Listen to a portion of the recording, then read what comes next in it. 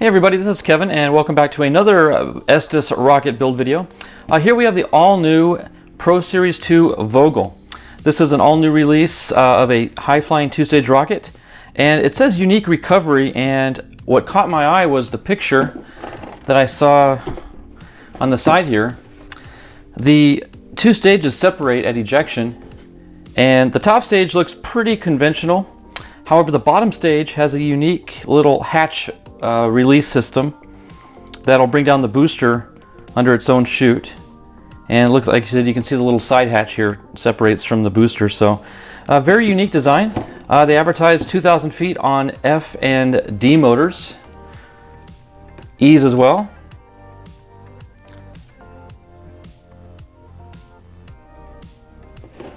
For the most part, it's a straightforward build, I think, other than that unique booster design. So I'm going to get right into it here, and we'll open it up and get an inventory going.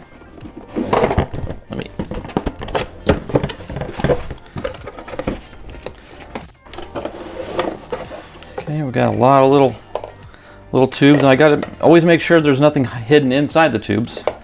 If you ever find something missing in a kit, check your tubes. See, for example, looks like we got a coupler there and another coupler here. And another body tube. And another body tube. And here's the nose cone. Inside, yet another body tube. And another coupler. Okay, standard looking nose cone design here.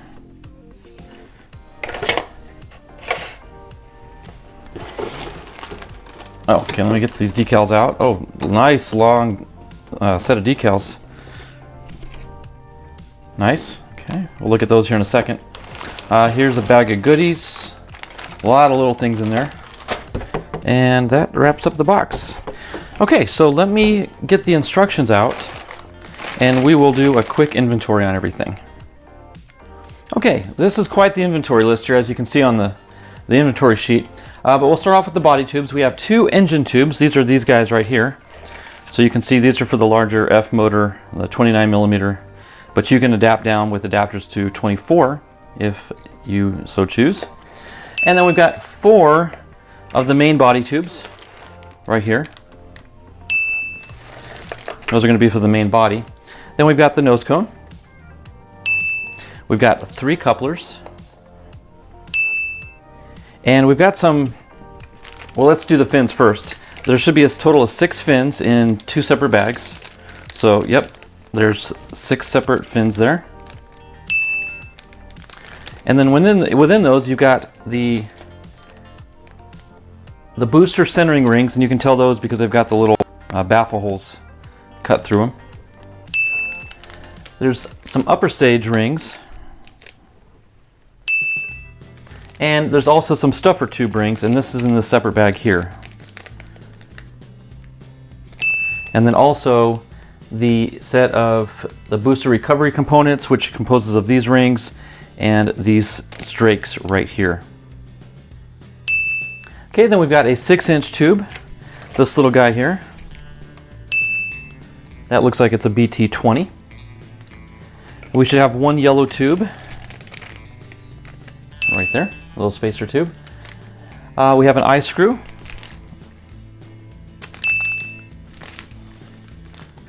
There should be the rail button set. That's inside of the motor retainer set. And speaking of retainers, there should be 2 complete sets of the retainers. All there. Okay, then we've got 4 launch lugs. 1, 2, 3, and 4. Now there will be come a time in the end of the build where we decide whether we want to go launch lugs or rail buttons. I'm more than likely going to go launch lugs, but we'll see when it comes to it. Okay, we should have a rubber shock cord. I can see it inside the bag there. And there are 2 different sets of aramid cords, thicker diameter and the smaller diameter. This looks to be probably 100 pound, and that's probably maybe up to 500 pound. So that's everything in that bag. And then we have a little set of tabs. There should be 2 little cardboard tabs. Should be an upper stage bulkhead. That's nestled in between these 2 rings here. I failed to show that earlier. So that middle one is the upper stage bulkhead with a single hole in the middle. And 2 parachutes. One 15-inch and one 18-inch. So 2 different size parachutes. And last but not least, this beautiful set of decals. I'm going to show them because I want to. Very nice quality. Maybe kind of hard to see on camera, but the white on the blue, that's the Vogel with a set of wings, black set of wings, and the Pro-Series II set. Very, very nice set of decals. Very large, but it'll be fun to, I love decals, so it'll be fun to put those on. So that wraps up our inventory. Everything is here. Let me clear the board and we'll get right into step number 1. Okay, step 1 is the assembly of the upper stage motor mount. We're going to take one of our 2 8-inch 29mm tubes, and we're going to make 2 marks on it for our centering rings. The first one is going to be at the 1 3/4 inch mark. And the second one is going to be from the same end. We're going to measure up 5.5. Right there. Now the one at the 5.5 mark, that's going to be, I'm going to make a note here. This is going to be the one with the notch in it for our shot cord. Okay, so I'm going to take some wood glue. Now, they do tell you, if the centering rings don't fit, always do a dry fit first. These fit very loosely. But if they don't fit at all, you're going to have to do some sanding on the inside. But in the case of these 2, they're pretty smooth to slip on. So I'm going to do the lower one first, the one without the notch. I'm just going to draw with some wood glue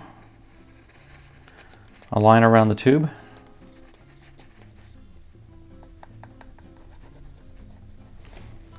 And I put it just below the line, ever so slightly, so that way we're going to push it through the glue up to the mark. Right there. Okay, and we're going to apply some fillets after that sets up. Since I've got both rings, let's go ahead and do the other ring as well, because I want to get these parallel with one another, and we can do a roll test to check that. Again, I'm going to put it just on the outside of our mark. That way we're going to push the centering ring through the glue.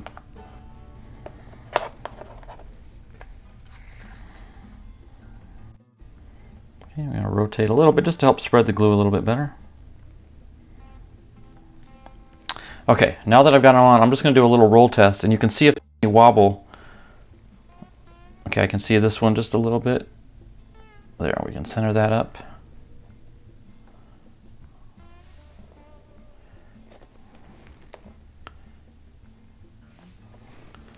Okay, just fine-tuning it. That looked good. Okay, so I'm going to let this sit to dry, and then we'll come back and put some fillets on it. Okay, the next step is actually to apply the fillets, but a couple notes before we get to that. One thing I didn't show you on camera is whenever you do install centering rings on a motor tube that's going to have through-the-wall slots for your fins, as these are drying, and again I did this after I stopped filming, but you want to ensure that the distance between the rings is sufficient for your fin to fit. So you want to take one of your fins and just slip it in and work it all the way around and make sure that it's a good snug fit for your fins to fit. If it's too big of a gap, it's going to be sloppy. If it's too tight, then of course you're going to have to end up sanding your fins down, and it just creates more of a headache. So make sure you have sufficient spacing for the fins. That being said, the next step in the instructions is to actually apply fillets, and they show to apply the fillets on both the inside and the outside. However, I'm only going to apply the fillets on the outside. Reason being, if I install the fillet on the inside, you can see we're going to have an issue with getting our fins to fit good. And I believe personally the fins are going to act as a sufficient fillet to hold the ring. It's going to help hold the ring where it is. And just no need for fillet on this side. Now on the front end, where the notch is going to be for your shock cord, we will lay a fillet in there, but we're going to do that at the same time that we insert our shock cord. That way we can embed the cord into the glue so it can kind of join as one piece. And then that will cause us to have to adjust our fins. And more than likely what I'll probably do is cut off maybe a 1/4 of an inch at a 45-degree angle on the top side of the fin. That will give room for that cord in the corner. So that's one modification I'm going to have to make outside of what the instructions call for. But again, we're going to deal with that when we install the cord. But it is dry, the glue that was on the inside, so we can go ahead and lay down our fillets on the outer edges of the rings.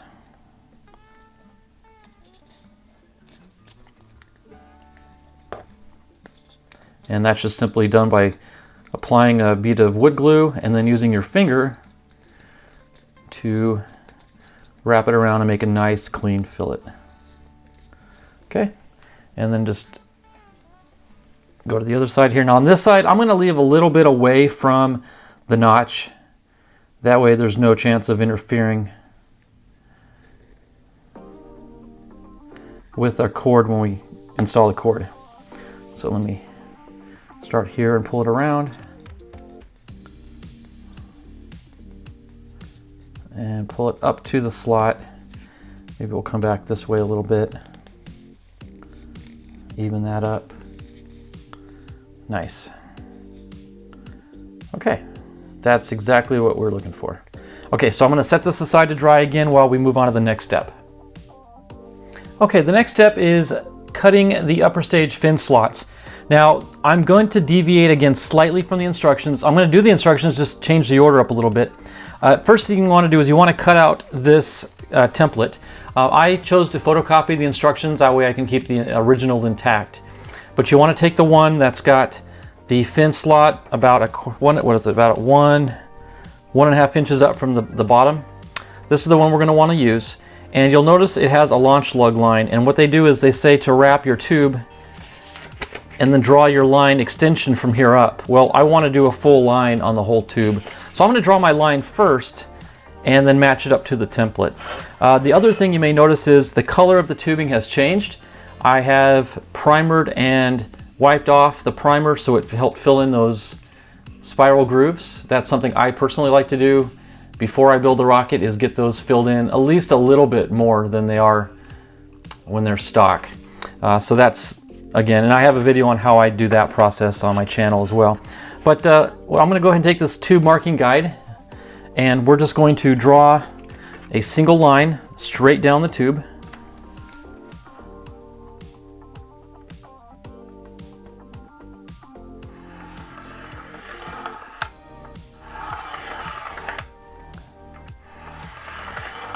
Okay, and you just want to sight down it and verify it is in fact straight and parallel with the tube. You can see that down the tube. Okay, so we're done with the guide. Then I will take my template, and first thing I want to do is just get it temporarily wrapped. And you want to line up these notches at the upper and lower end of the template.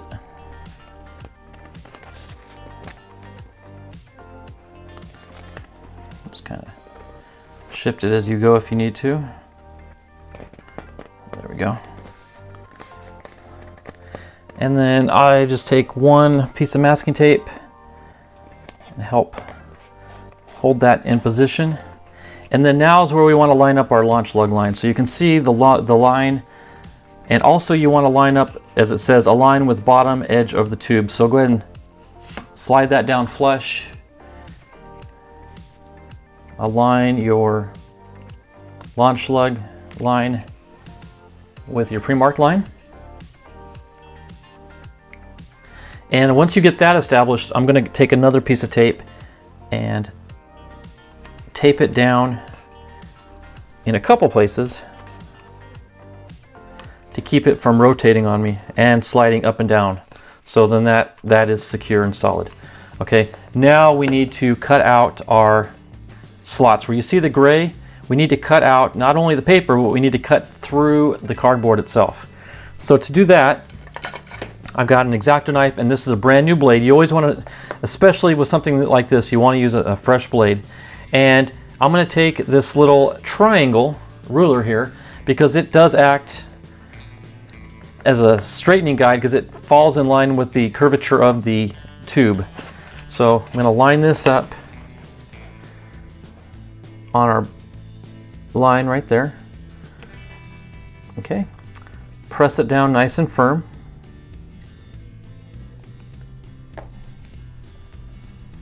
And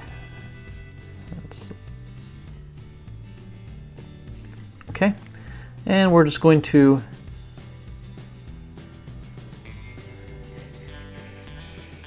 make several slices through the material.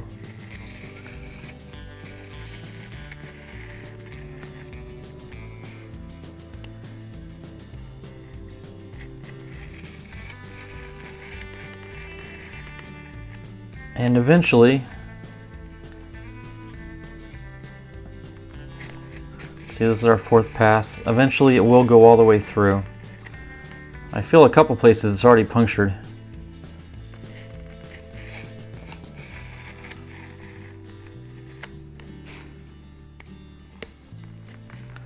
Yeah.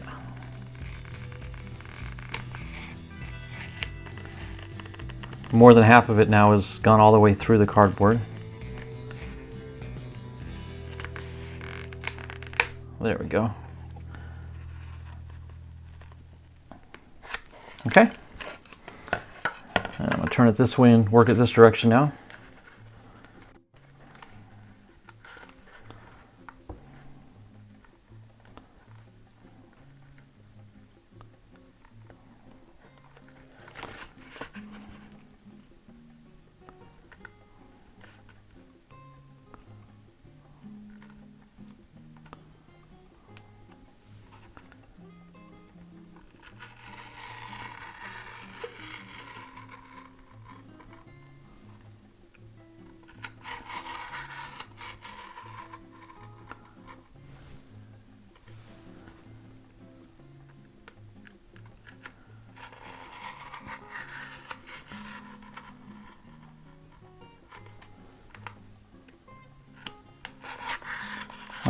Oh, that one slid across, but that's okay.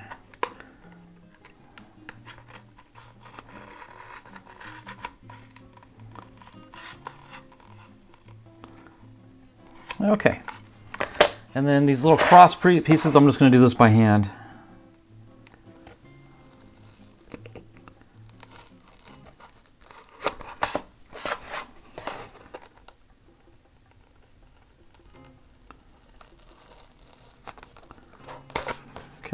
And it looks as though it's gone all the way through.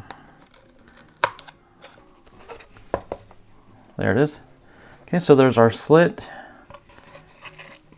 Nice. Okay, so that takes care of one slot. I'm going to go ahead and do the other two off camera, and we'll come back, and it's almost time to insert the motor mount into this tube.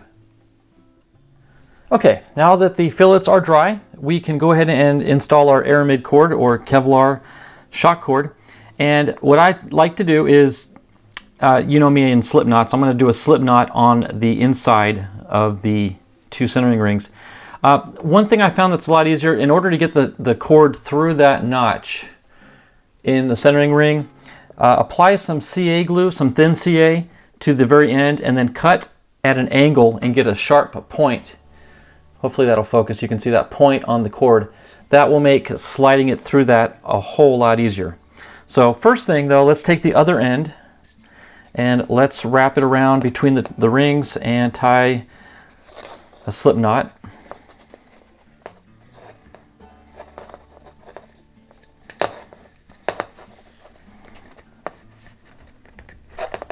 Okay, and we'll cinch that down onto the tube. And before it gets too difficult to do, let's go ahead and slip our cord through that notch.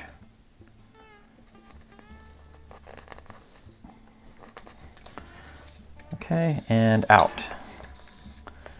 Sorry about that. Okay, we'll get the knot in line. Okay, now at this point we want to go ahead and run a fillet on the inside and embed the knot into the glue. And this can be a little messy, so always have your paper towels on standby. So we'll run a good bulky layer of glue around. Okay, and we'll kind of shove that cord up into the glue.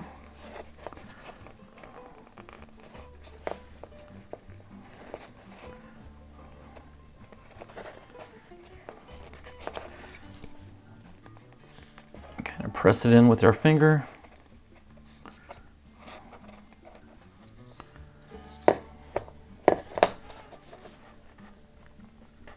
Okay, and by pulling on the cord, you're actually tightening up the knot. That's the advantage of doing a slip knot, is as this is tightened and pulled, it actually increases the tension on the knot, which is what you want. You don't ever want it loosening. If anything, you want it tightening.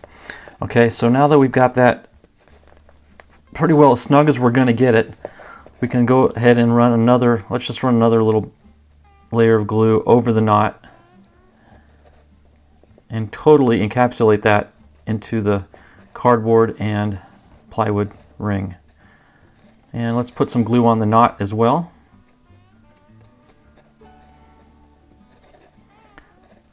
Okay, so that is the extent of preparing our shock cord. That is solid. Okay, so I'm going to let this sit aside to dry, and then we're going to eventually glue this into our body tube. Okay, now we're going to glue the motor tube up into the body tube, and you can see here, now that I removed the tape and the paper, the slots are already cut out nice and clean. And I did a dry fit to make sure that the centering rings do fit and everything lines up nicely in here. I mixed up some 30-minute epoxy. Now you can normally do this with 5-minute.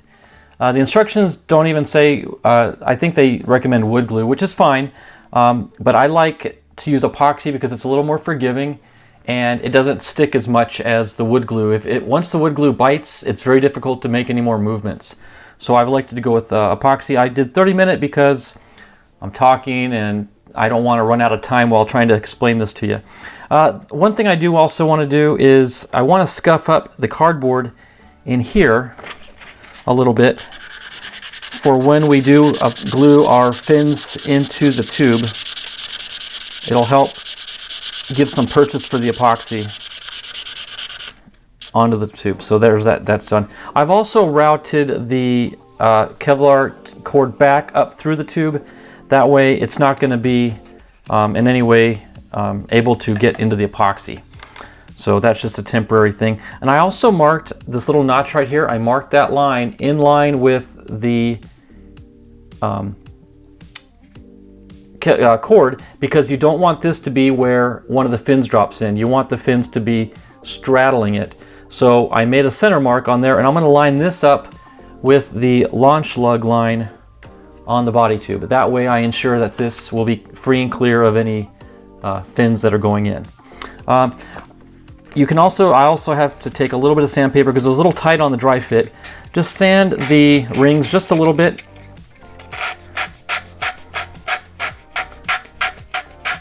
So they slide in a little easier and don't get snagged up in the cardboard.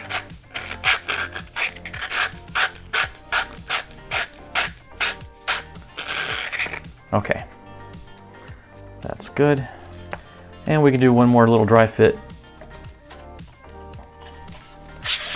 just to make sure everything is good to go. Yep, okay. Okay, also in order to lay the bead of epoxy down in there, I've already pre-marked this dowel at the line in which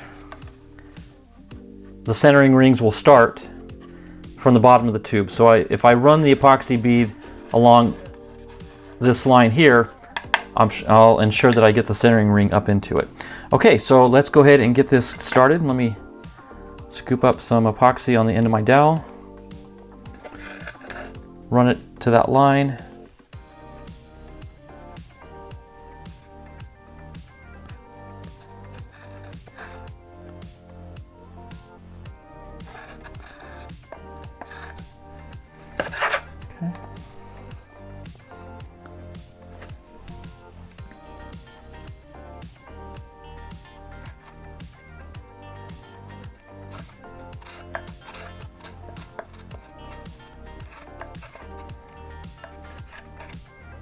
Okay, got that started. Now we can go ahead and start getting this going here.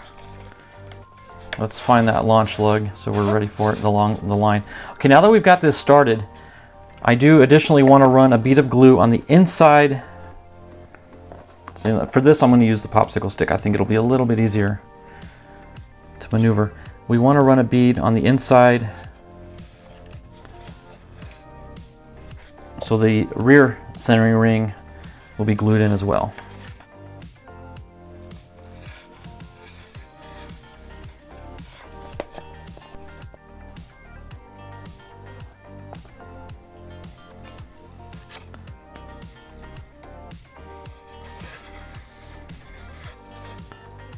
Okay. Okay, now we'll get this going in there. Okay, let's line up our line. And we want to push this in flush so the two tubes are flush on the end. Now that we've got this clear of the epoxy, let's get this pushed out through the other end. Now we can drive this down into the table. Okay, those two lines are in alignment. So I'm just going to press this down, flush, just like that. Okay.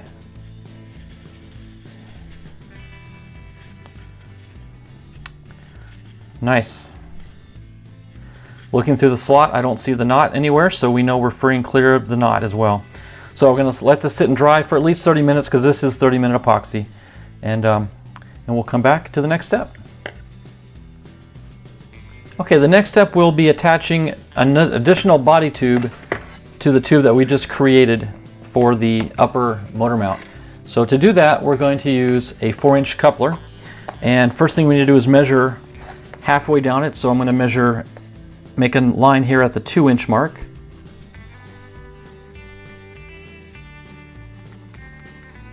Okay. And we'll go ahead and run some wood glue on the inside of the lower half.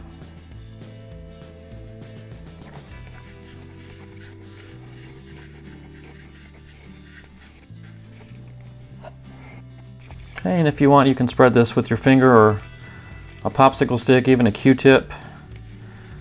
I'm just going to use my finger since it's readily available. Okay, and we'll run this in and twist as we go down to our 2-inch line. Okay, and we'll let that sit for a second. It should grab rather quickly. And looking at your tube, this is a good opportunity to decide which end you want to use. Both ends look pretty much identical, so I think we'll just go with it this direction here. Yep, that's already starting to set. Okay, so I'm going to run another bead of glue on this end, same fashion.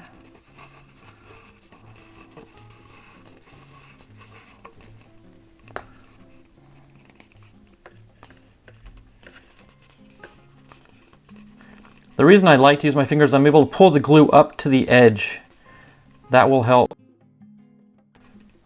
ensure full coverage. And I'm just going to run a very light layer on the very edge.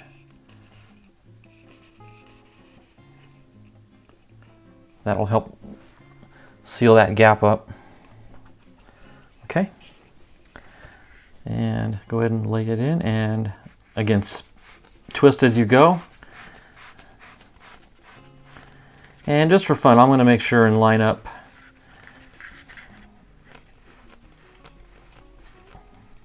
my spiral groove lines with one another. Okay, there we go.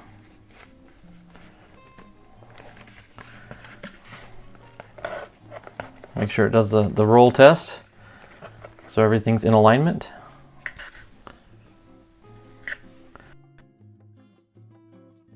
Okay, now we'll just let that sit and dry. Okay, while the two body tubes are drying, at the coupler joint, I figured this is a great time to get the fins prepared to glue in. Now they call for rounding the edges on both the leading edge and the trailing edge, but to leave the tip edge square. Now I did one off camera, but I want to show you this technique I use with this sanding block that I made. And if you're interested in getting one of these sets, they come in a set of 4 with different size diameters. You can easily take your sandpaper, slip it in that groove, and let me do one I haven't done. I did test one already, but it actually does work on the curvature as well. Just fit it into that groove, and then just run your sandpaper.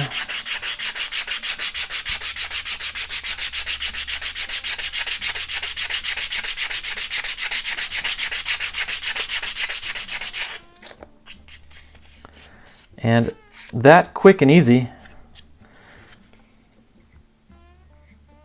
you've got a rounded edge. Now I know you can feel the roundness more than you can see it. Now this is with my 1/4" block. If I took my, let's take my 3/16, and I think we can fine tune that a little bit more.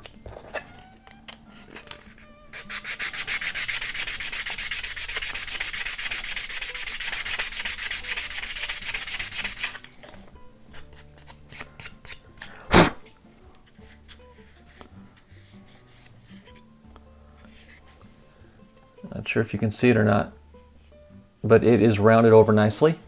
And the trailing edge is still square, so we can hit that with the same block.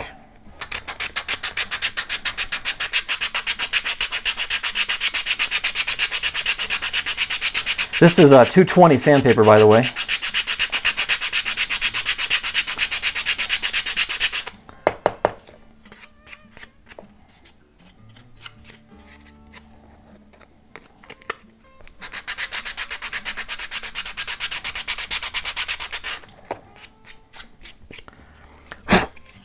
There we go.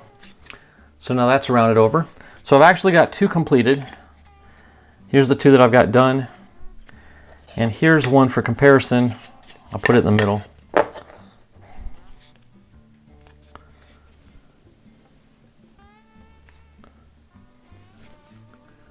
So there you go. I'll do the 3rd one off camera, but at least now you know. I mean, you can do it by hand with a sanding block, but that curvature does make it a little tricky. These blocks do work out very well. So again, I'll link the description I'll link my email in the description, so you can let me know if you want a set of those. Other than that, we're just going to give the body tubes a little bit more time to dry, and then we will glue these in. Okay, we've got all the major components dry. Everything is set to go. I did a little bit more adjustment on the fins. In addition to sanding them, I also cut off, if you can see here, a 1/4 inch by 1/4 inch 45-degree angle notch. That is sufficient to clear the shock cord that's wrapped around the motor tube behind the centering ring. So under dry fits, it came out perfect. So that's the right size cuts. 1/4 inch in and a 1/4 inch up, and that should give you plenty of clearance. I mixed up some 30-minute epoxy. Again, you could do this with 5-minute if you work quickly. Because I'm talking a lot, I wanted just to give myself some extra time. I am also going to use just a dab of CA glue behind and in front of the fins. That just will hold them down and tight while the epoxy does its job down in the slot. Before we do anything, I do want to scuff these areas up a little bit so we're able to get glue directly into the cardboard.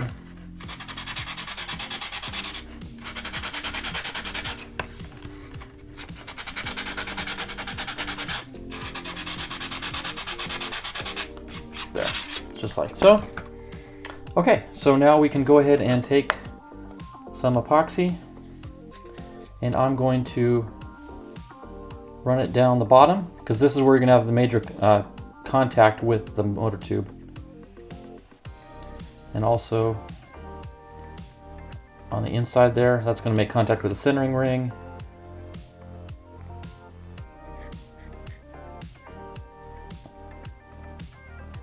Okay, and again, I'm going to use some CA glue on this portion just to help hold it down.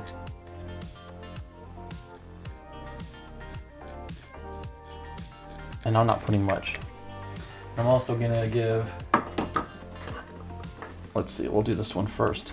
I'm going to give a squirt of kicker right where the glue is going to sit down. Okay, so we're just going to drop this in.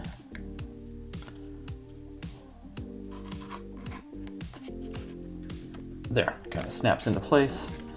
I want to get from behind and make sure we're perpendicular to the tube. Okay, that looks really good. That came out really sharp. Minimal gap, if any, where they touch. Okay, that is darn near perfect.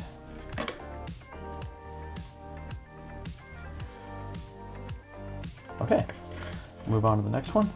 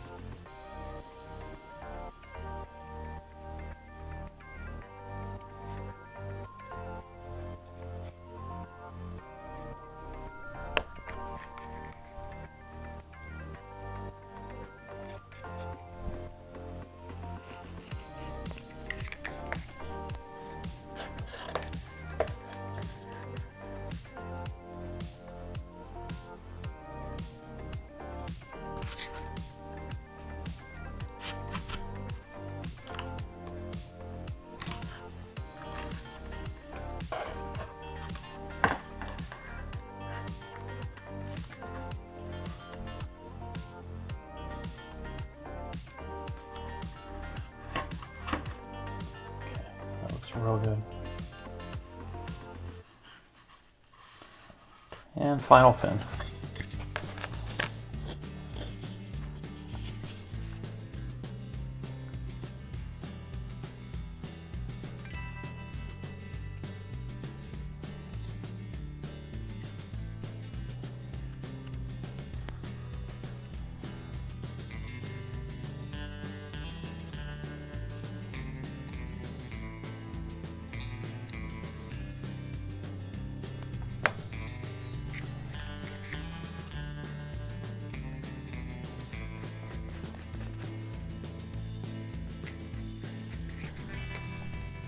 You may have noticed I forgot to spray the kicker on that last one.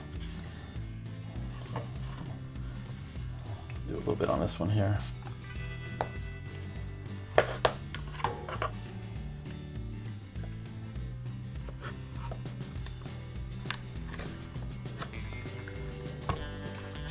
These fit really, really good. Okay, we had a little bit of oozing out with the epoxy on this one. That's easy to fix. Just take the Q-tip and run it down the seam, and that cleans it right up. Nothing came out. A little bit on this one here. There we go. And the fillets will clean that right up. Okay, so looking from behind, I know I can't show this to you on camera, but the alignment, but they came out really good. Let me see if I can kind of stand it up vertically here, as close to vertical as I can for the camera. But there's all three fins, good to go. And now we'll just let that epoxy set up and dry. In fact, I'm going to let it dry overnight, and then tomorrow we will hit it with some fillets, and that pretty much wraps up this upper stage of the rocket. Okay, the fins have dried overnight and they are solid as a rock. I'm really pleased with the way that came out with the through-the-wall fin strength. So now I'm going to lay down some simple wood glue fillets just to fill in the gaps in each seam. And that's pretty straightforward. I'm just going to take some wood glue and run a line right down the seam. And just take my little finger, smooth it out.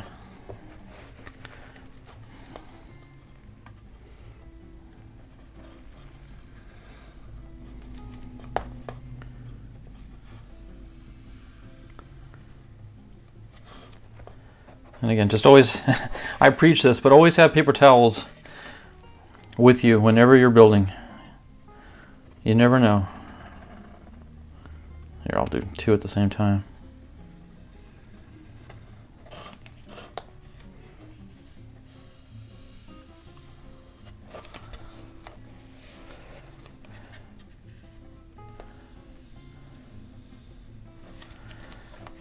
Okay, that one had a little too much glue, so it spread out beyond my finger, so clean that up.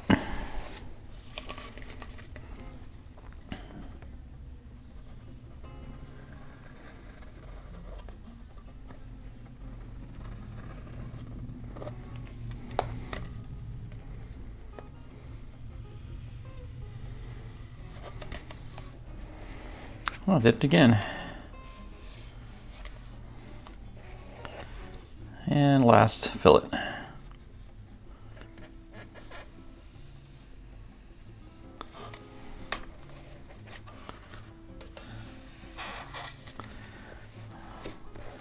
Okay, that wraps up the fillets.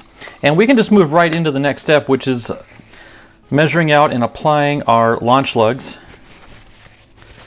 So if you remember, we had that line drawn down the center, and they're calling for 2 locations for the 2 lugs. So take our pencil. The first one is going to be 2 inches up from the base.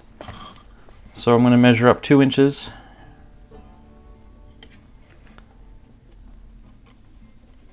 There's one, and the other one's going to be 8 inches. So 2, 4, 6, 8. Okay, so that's where the bottom of 2 lugs are going to go. I've got my lugs right here. Turn this way. Let me get my little stand. I think this will help. Yeah. Okay, so I'm also going to scuff up the area just above the lugs, or above the notches we drew. Okay. And we're going to take just a line of wood glue.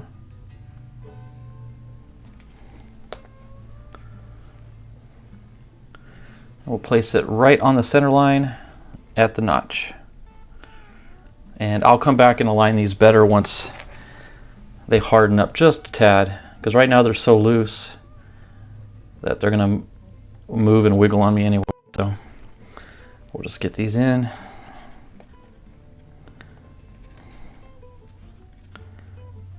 Okay, now I'm going to sight it from behind, kind of like sighting a rifle. You're going to look through the rear sight and line it up with the front sight.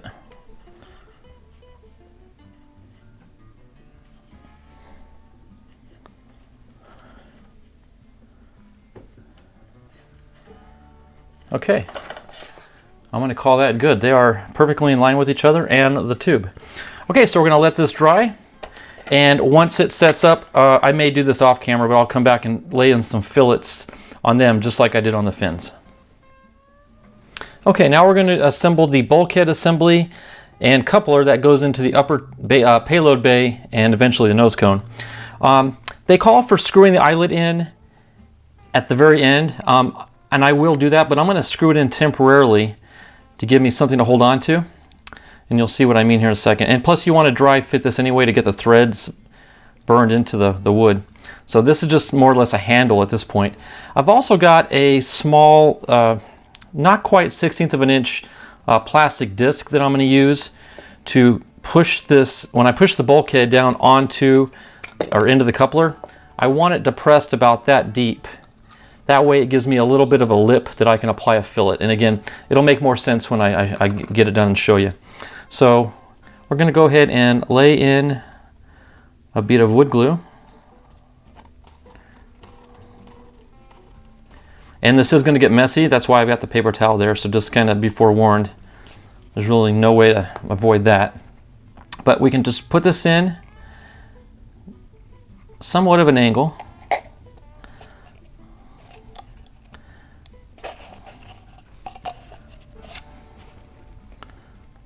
Okay. And if you need to, you can take a dowel to help push any particular side the way you want it to go. Okay, now I'm going to unscrew the eyelet.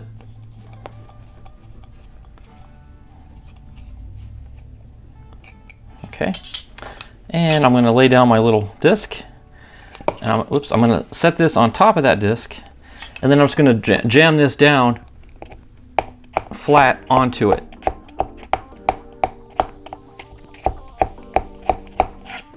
And we should have a perfect lip, which we do.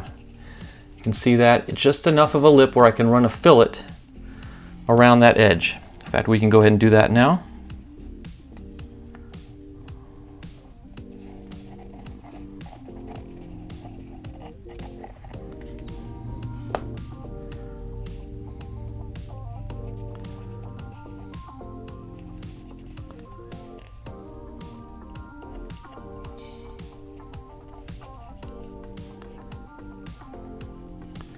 Okay, nicely done. Okay, so we don't need that anymore.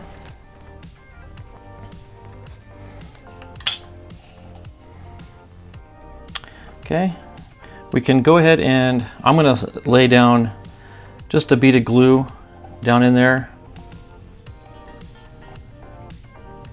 And you know what, I will use that dowel again to help spread it into that corner, building up our fillet there as well. Okay, and now we can take the eyelet and screw it in. Just put a dab of glue down into and on the hole.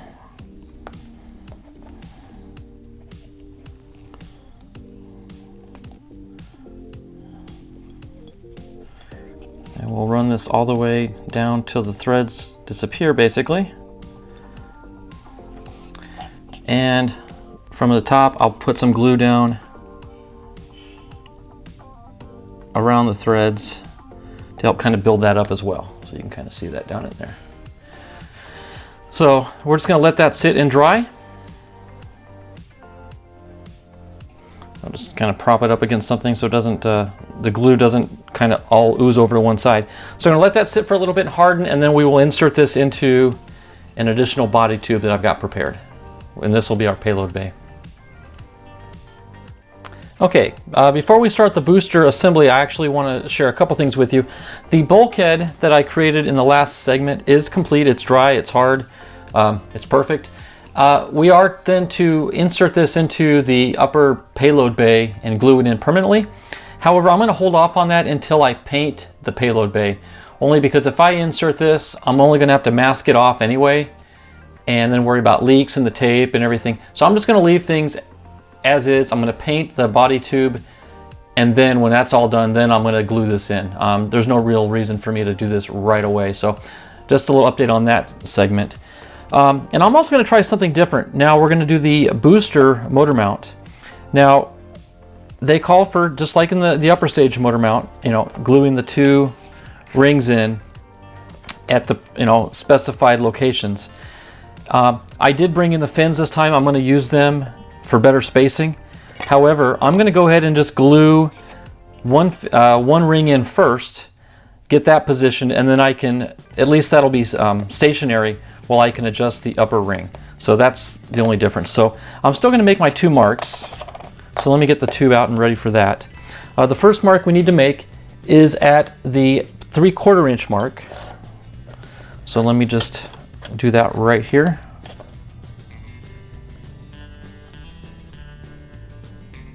And the next one's going to be 4.5 inches up from the same edge. Right there. Okay, so I'm going to go ahead and glue this first one in up to that mark, and I'm going to let this one dry completely. Now they specifically do mention that you are to align this side of the ring, not this side of the ring, but this side of the ring with that mark. That's specifically notated in the instructions. So I'm going to pay close attention to that. So let me go ahead and run a bead of glue just this side of it. That way it'll push up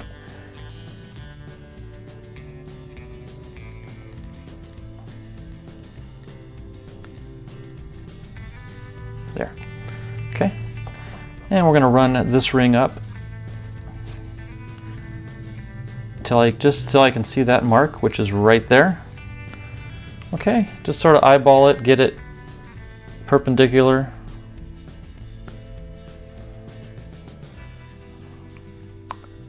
Okay, that looks good. So I'm going to let this harden up first, and then we'll install the other ring after using the fins for placement. Okay, I did take the time while this centering ring was drying to go ahead and sand the leading and trailing edge of all 3 booster fins. Same fashion that I did the upper stage fins, so those are already done. Now it's time to glue in the forward centering ring, and I'm just going to run a bead of glue just like before, just ahead of that line that we made.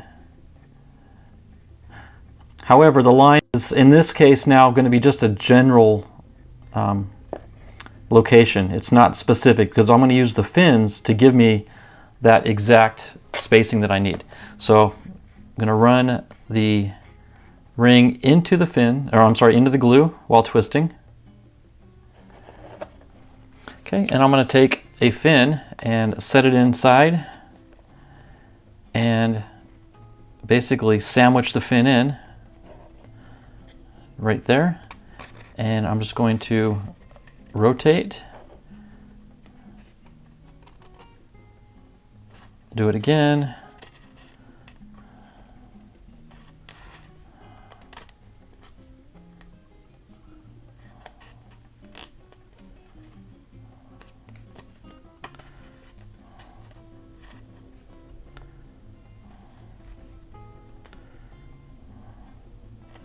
okay, we're getting good. We're getting close to it. Now I'm going to go ahead and just clean off that glue that the fin picked up. And now I'm actually going to attempt to do a few fins simultaneously. That way we can get equal spacing on both sides.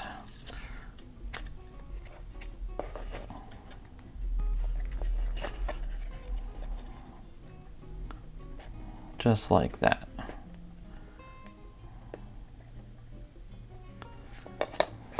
Okay.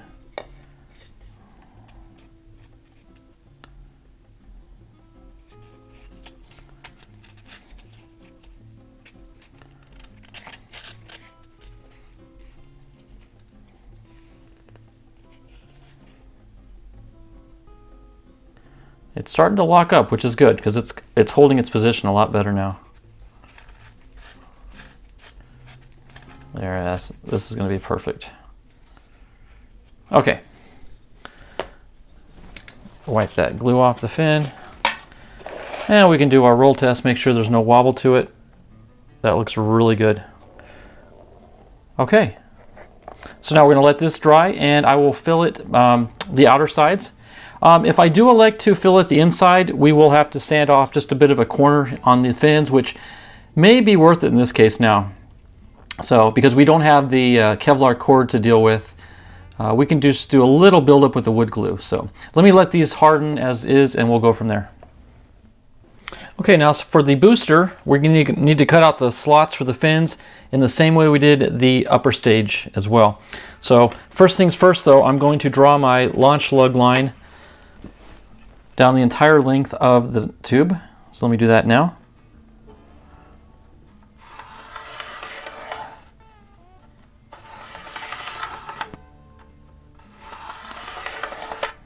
Okay.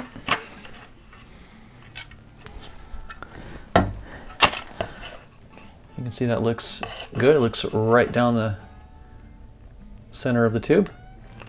Okay. I'm going to take our booster template, and again we're going to line it up on the bottom of the tube. Let me wrap this up first and tape it down. Get those notch marks aligned with one another. Just like that. And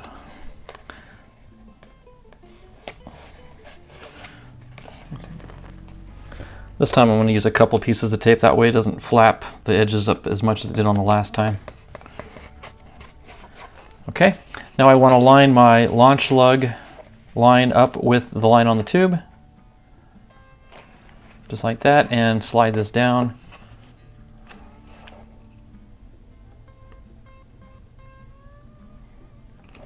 Get that lined up as close to perfect as possible.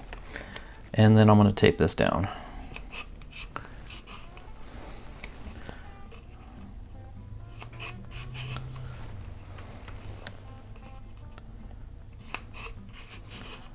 Okay, it's definitely not going anywhere.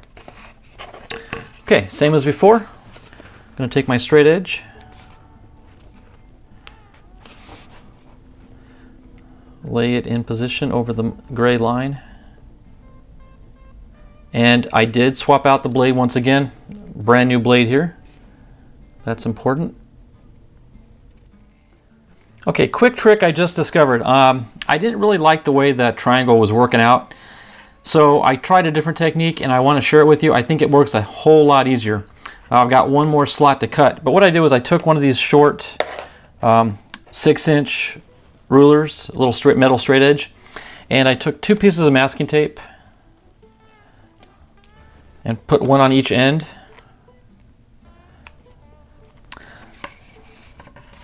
Then I laid the straight edge right up against the line that I want to cut.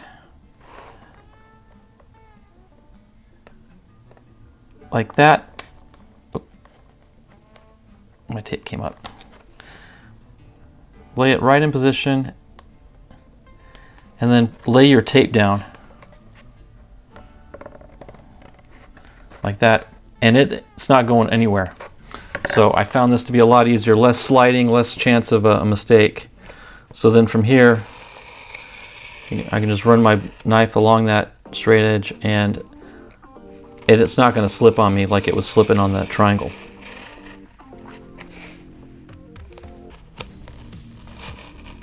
So you definitely get more accurate cuts this way.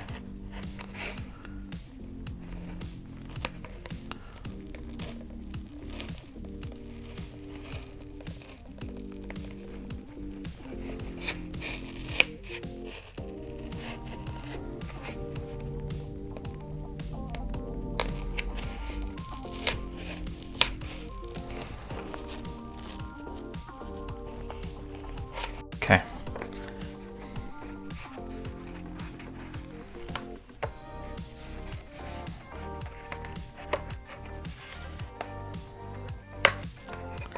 And flip it around and just do the same thing on this side.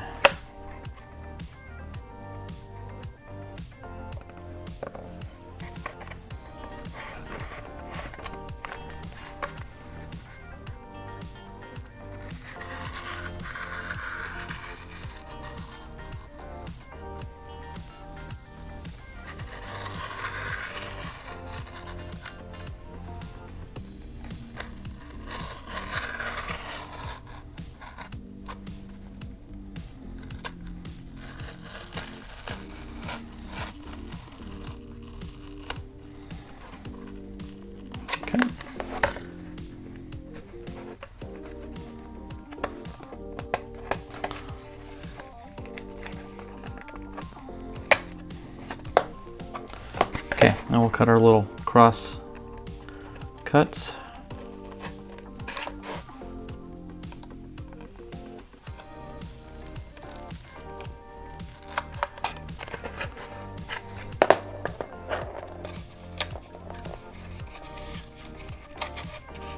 And there you go, a much cleaner, better cut. So again, I think that's a better technique. I'm going to start using that from here on out. Less chance of it sliding on you and making a mistake. So let's get the tape off and see what it looks like.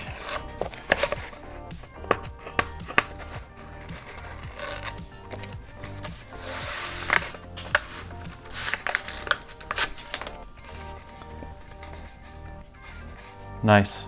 Yeah, you can tell the ugly one. That's the one that I was using the triangle piece on. It's a little not straight. There we go.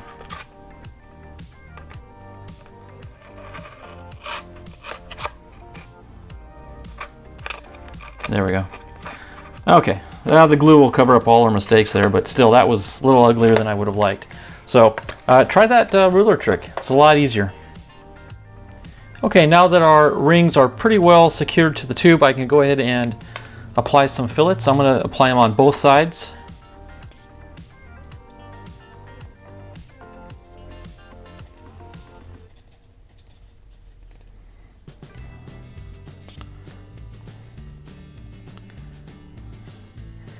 And then, like I said, I'll sand the corners of our fins so they don't interfere with the fillets at all.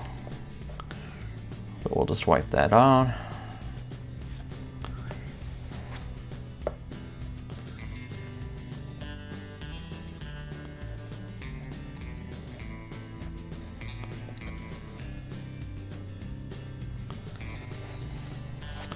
Okay, we'll flip it over and do the other side.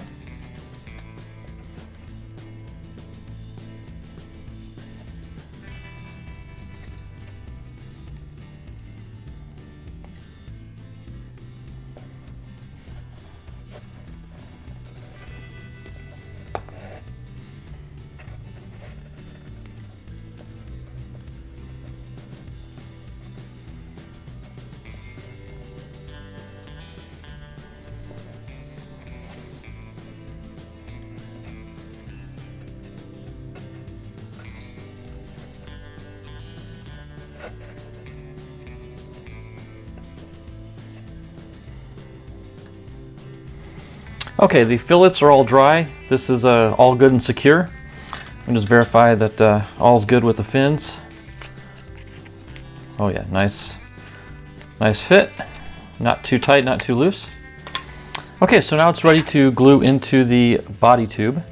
And for this, I'm going to do it a little bit quicker this time. So I'm going to go ahead and use some wood glue. But I'm not going to stall. I still got to work kind of quickly. Well, here's what I'll do.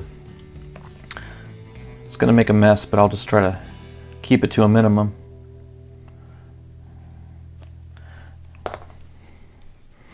Okay, I'm going to put it just past the slot in here.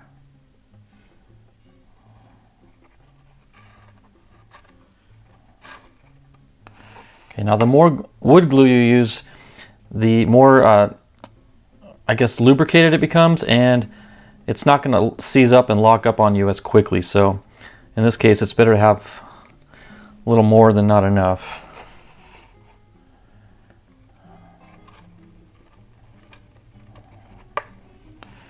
Okay. Now, just like we did on the upper stage, I'm going to start it. And then, actually, I'm just going to feed some in from here like this.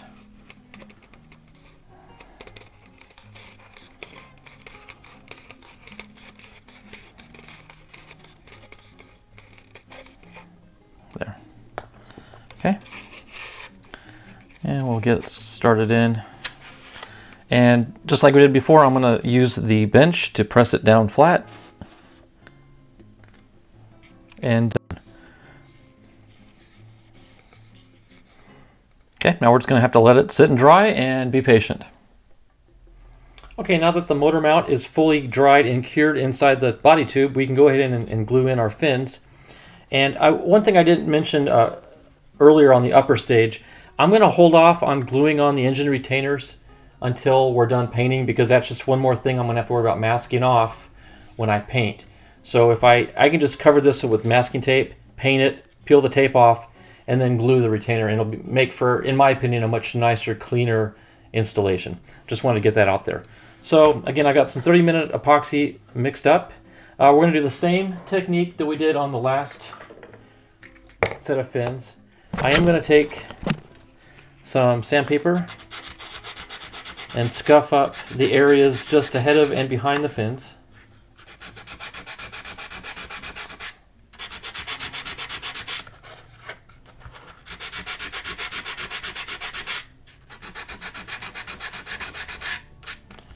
Okay. And I've also got my CA glue that we're going to use to glue the front and the rear fin down with. Also, you might be able to notice I did sand off just a hair off the corner pieces just to get around the small fillets that were done on the tubes inside.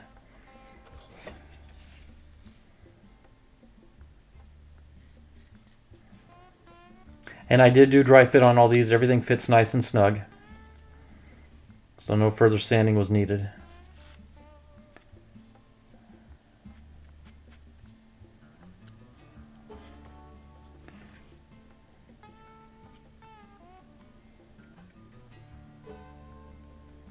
Okay. Now let's put a little dab on the tips.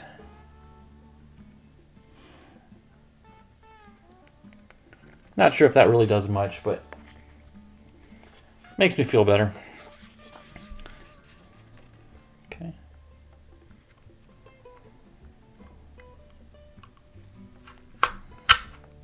There we go.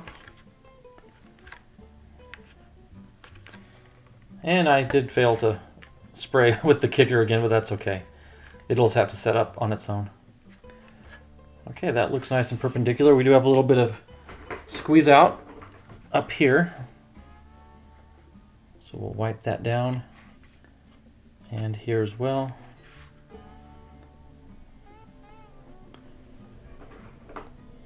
Also just a little back in the rear section here.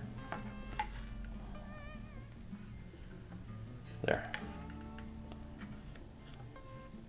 Okay, so that's one down. I'll do the other two off camera. Not sure if you can see, it's straight down the alignment's perpendicular and straight down the tube, so it's perfect. Okay, so I'll do the other two off camera, let it dry and cure, and we'll come back and do our fillets.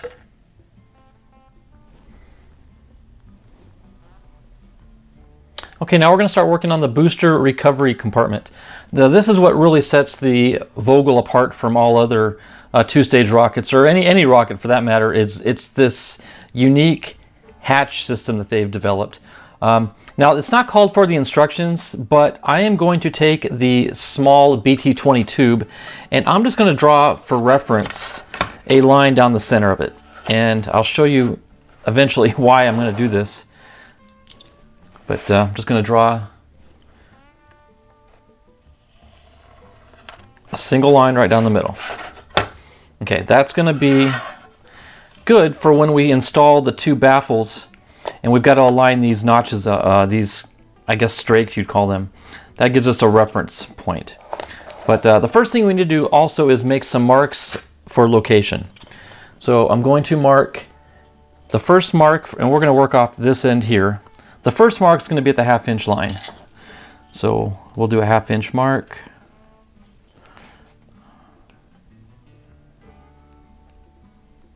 Okay, right there. The next one is going to be from the same end, 1 3/4 inch up. It's going to put us right there. And then one final line is going to be 5 3/4 inch, which is actually going to put us 1/4 inch away from this end. But they want you to, you know, it's all convenient the way we're marking it here. So there's the 3 marks. Now the first thing we need to do is install these 2 smaller centering rings. And they're going to go on the end here, at this end.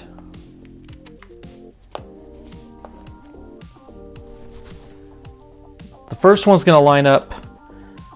In fact, I'll work it from this side. The first one's going to line up at that notch. So we'll take some wood glue.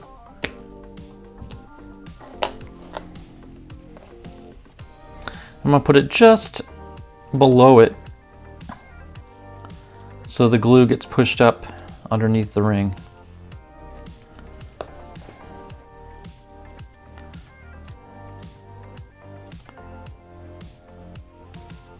Just so I can see the little line. Okay, nice. And the next one, we're going to install it flush with the end. Actually, so I'm going to take, just to help keep things clean, I'll take a paper towel.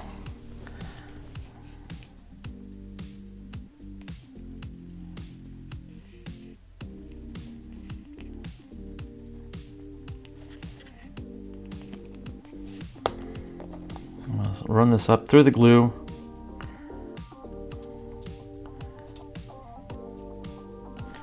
And just sort of press it down into the bench. That gets it flush, completely flush to the tube, just like so. So we're gonna let that sit for a little bit. Okay, now we're gonna install the first of the two baffled centering rings, the larger ones. And one thing I did, and I'll show you real quick, I extended one of these notch lines with the pencil down to the center. And on the opposing side, I put another line. And those lines are, as you can imagine, are going to be what line up with our line that we drew down the center of the tube. So I'm going to glue this first one in. Now it's very important. These are two different, they look the same, but they're not. One has 5 holes, the other one has 6. The larger one has 6 in it. And that's the one we're going to want to slide down first. So let's find the notch right here. I'm going to run a bead of glue.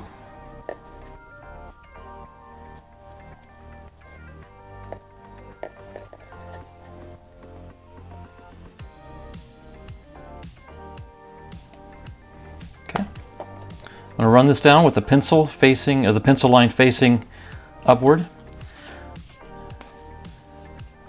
I'm going to twist it into the glue. And I want to line two things up. I want to line that pencil line up with the line on the tube, and I want it, actually I want to put the notch on the outside. There we go.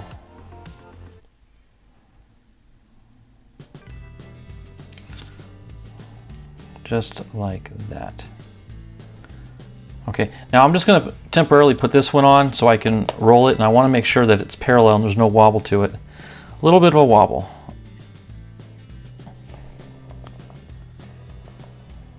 There we go, that looks good. Okay. Make sure our lines are still lined up. They are. Okay, so now I'm just going to have to let this sit and dry for a moment to catch, so I can get this in the proper position. Okay, while that ring is still drying, it's tacky, but it hasn't quite hardened yet. We can go ahead and insert this yellow spacer that's going to be glued in to the end of the tube and then flush with the tube. So let me run a bead of wood glue.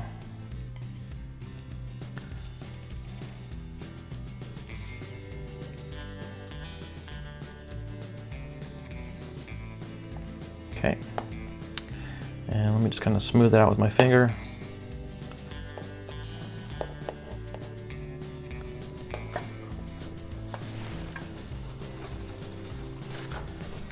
Okay, we'll take our tube, our spacer, slip it in, twist it, and then push it flush. There, just like that. That's exactly what we want. Okay, gonna let this continue to harden up on us, and then I'll get the other centering ring glued on.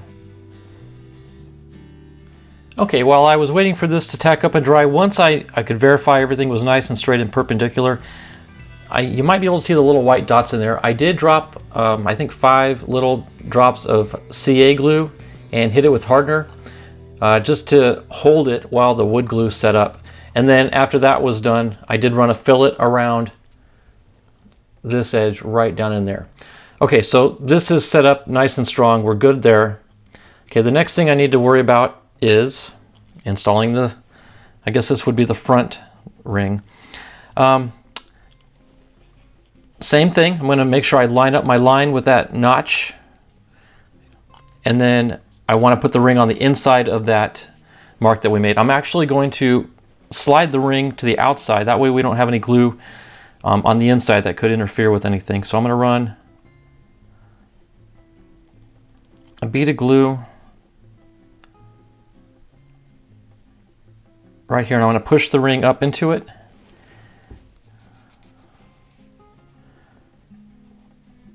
Up to our mark. And additionally, just to verify everything, I'm going to install one of the strakes and make sure that our spacing is correct.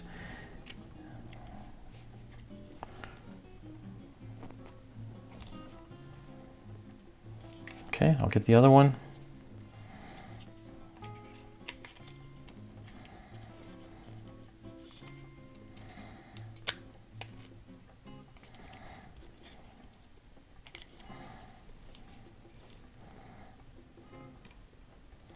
Okay. You can just tell, but visually looking at it, that everything looks good, everything looks straight. So I'm just going to let it sit here and harden, and then I'll remove these and we'll end up gluing them in permanently. Okay, before we glue the strakes in, or these two raceways, we are called to tie our 100-pound aramid cord around the tube. So I'm going to go ahead and, like usual, I'm going to do a slip knot.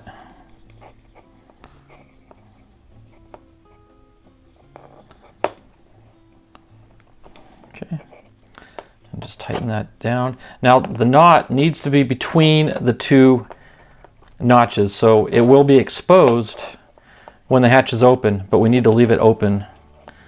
And I'm going to embed it with some wood glue, so I'm going to run a bead around the base here.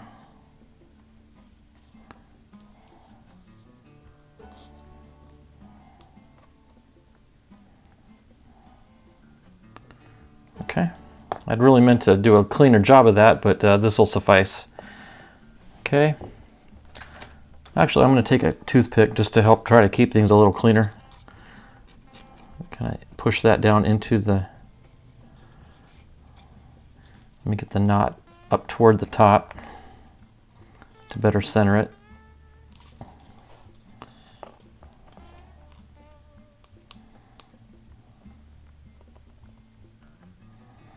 Okay.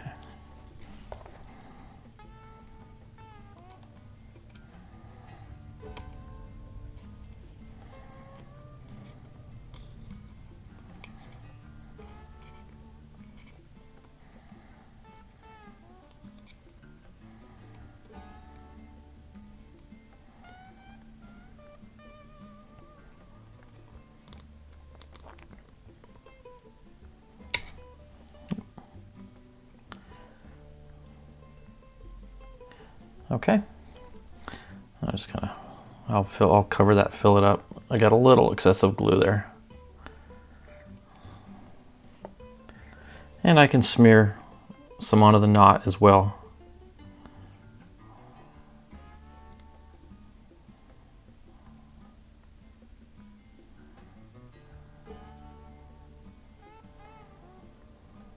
Okay. Okay, and while that's curing, we can go ahead and install our strakes here. Now you notice one of the strakes has a notched corner. That's going to be the corner that goes over, and this makes sense, over the fillet and the cord. So I'm just going to run a bead of glue.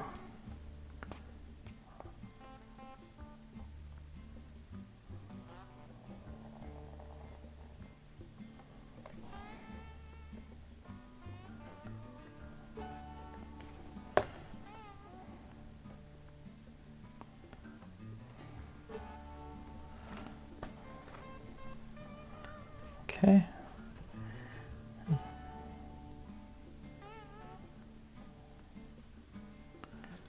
Okay, fit that in and drop it in. Perfect.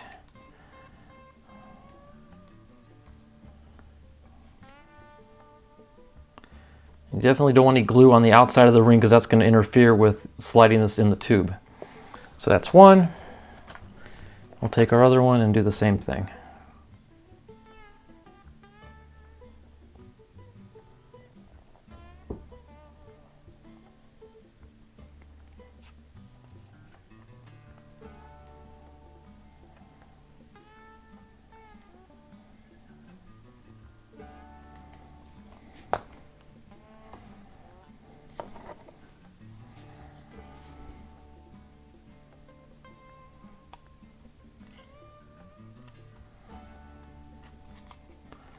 And that slides right in. Perfect. Okay, I'm going to clean that up a little bit. And we're going to do some fillets on this later also. But we'll just go ahead and wipe some of this excess off now.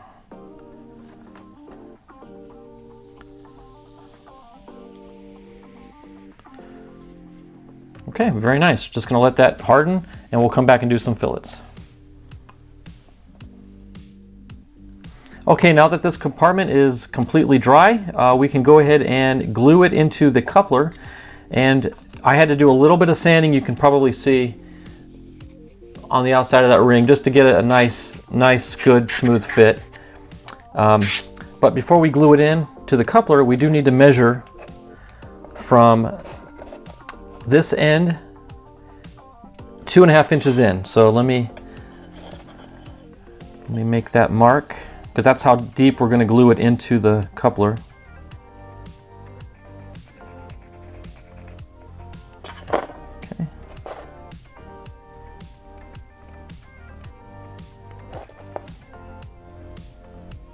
Okay, there's our mark. So we're going to glue it down to that line. So let me just get a dry fit here. Okay, it's going to be to that point right there. Nice. Okay, so we can take some wood glue, and you know what, I'm going to make a mark on my dowel. It's kind of hard. This dowel's seen some use. 2.5 inches.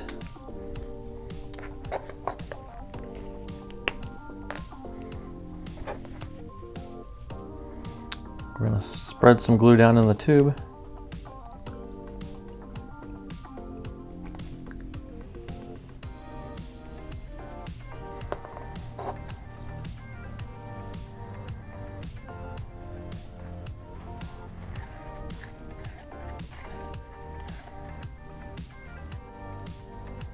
Okay, a little bit more.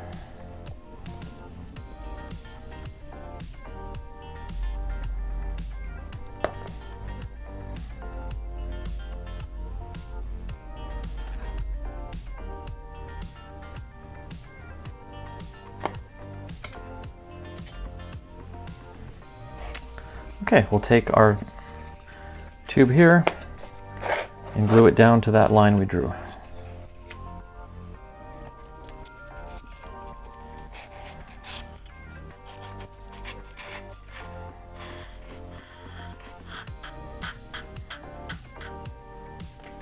Perfect.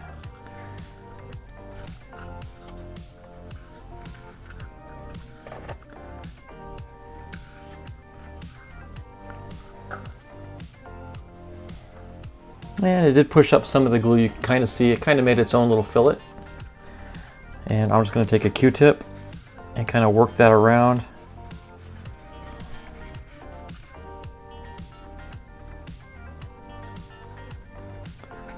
Clean it up a little bit. Enhance the fillet. Okay, so now we're going to let that dry and prepare it for inserting into the body tube, which we're going to have to cut first with our next template. So get this template out and ready to go, and we'll get right to it. Okay, the time has come now to cut out the hatch opening in the tube itself, and I went ahead and pre-mounted the template using tape just like I've done before, and also aligned this line up with our launch lug line. Now you're probably wondering, why do you have a hose clamp on here? Well, I'll tell you, I used hose clamps to make nice clean cuts around the perimeter of a tube. So as you can see, we're gonna have to cut out this section here. These straight lines I can cut out with my straight edge ruler, but how do you get that curved line cut? And I found that taking a hose clamp and lining it up on the line and tightening it gives you a good cutting guide to work with. So using that, it's already firmly attached and everything. Once again, strong, sharp knife. And I'm just going to follow the hose clamp as a guide.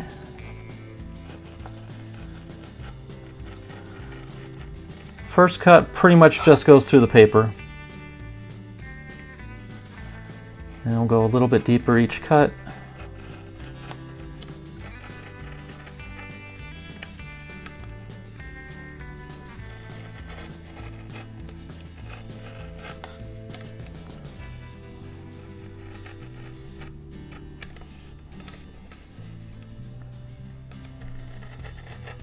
I think we're just about ready to puncture through.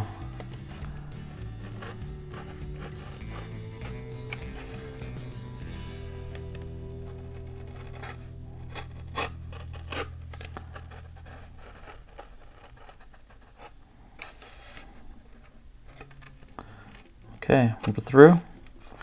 Now I'm just going to follow that clamp.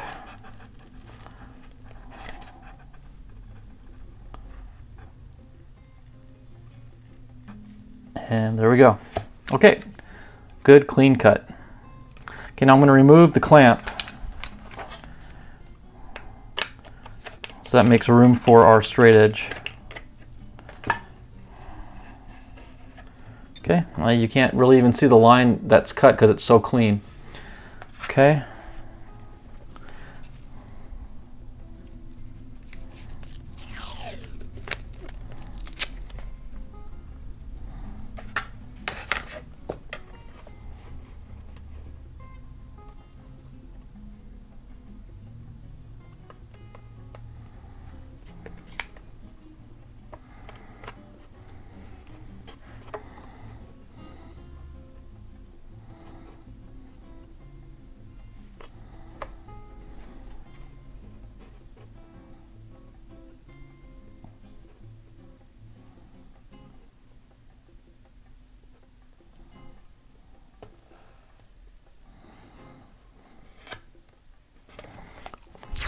Okay, and I'm going to have to run, because I can't cross over because I'm going to have to cut, obviously, along that line.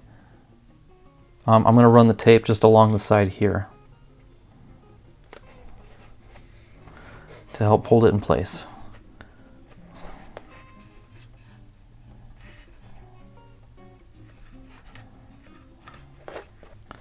Okay.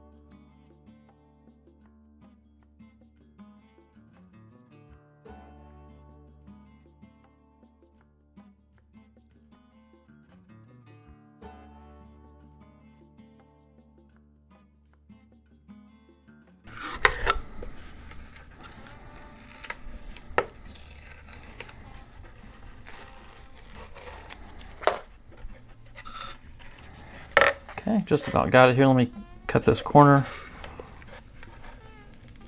There we go. So there is our hatch.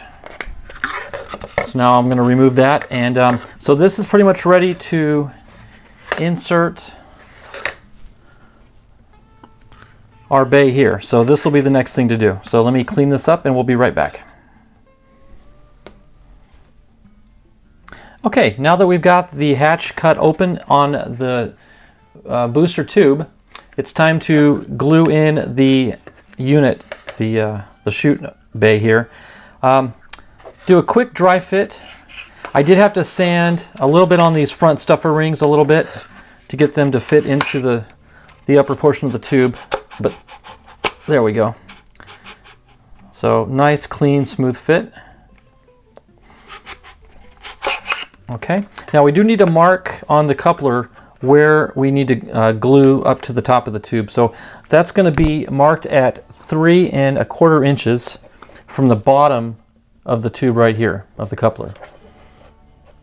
So let me make a mark at 3 1/4.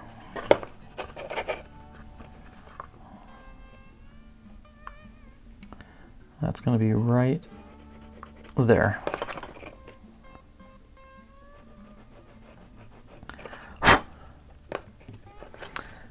You know what, actually I'm going to mark it a little lower so we can actually line it up to the edge of the tube, because the top part's missing where that line was. Okay, there we go. Now just for added measure, I'll do another one down here, depending on what angle I'm looking at.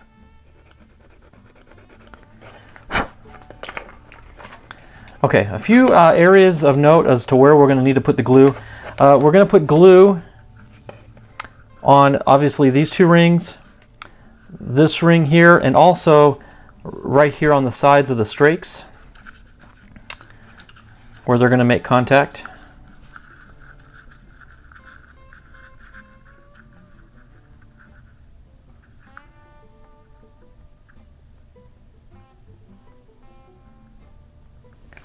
And also we're going to run some glue right along inside that gap right there. Okay, so let me get the glue placed on here first. Actually, am I able to reach? No, I'm not going to quite be able to reach. Let me do the rings last, actually.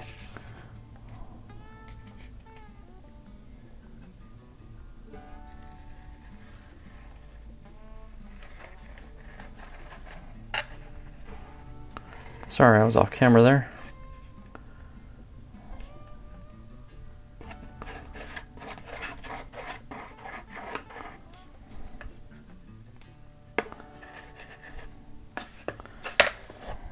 Okay.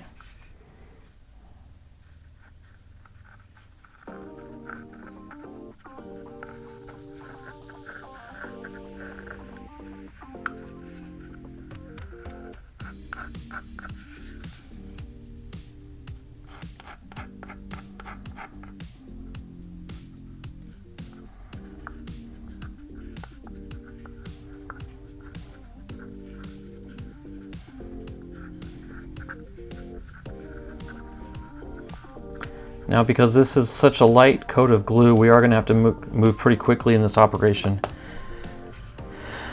so things don't lock up on us. Okay, so kind of get started here.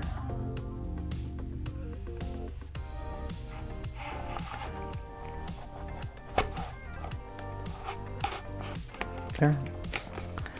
And we'll glue in. Actually, we're right on spot there. Let me twist it and get the right angle. Make sure the gap's equal. Clean up some of that excess glue.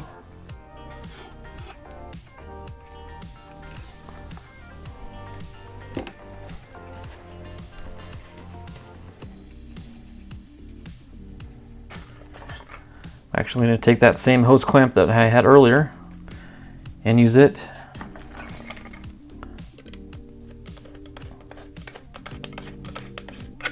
to cinch that down.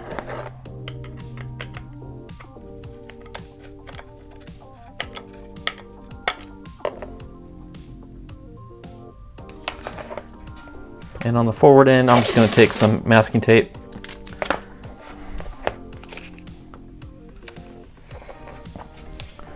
and wrap that around nice and tight.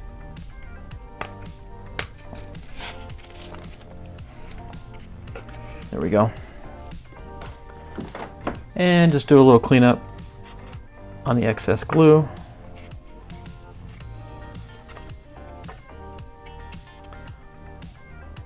Okay, looks really good. Okay, I'm gonna let that set up and dry. And then we have to come back and cut out the portion of the coupler that's covering the hatch. Okay, now that the coupler section is glued in and solidly attached, we can go ahead and cut this out. Now, because it's a little bit tricky, I'm gonna have to use the body tube itself as my cutting guide. I'm elected to go with a single edge razor. I think I get a little bit more support if I don't have a metal straight edge to follow. So I'm gonna go ahead and do it with the straight edge. I'm just going to follow that line straight down, and I'm going to continue that line beyond.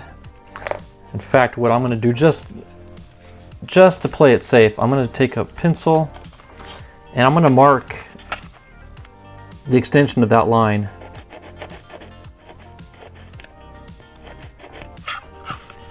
On both sides.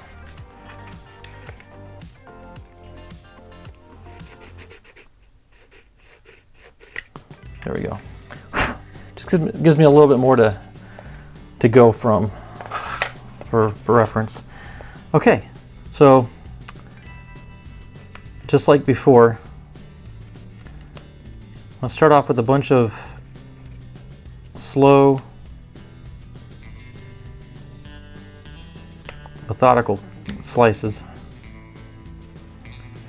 And when it decides to puncture through, it'll do it.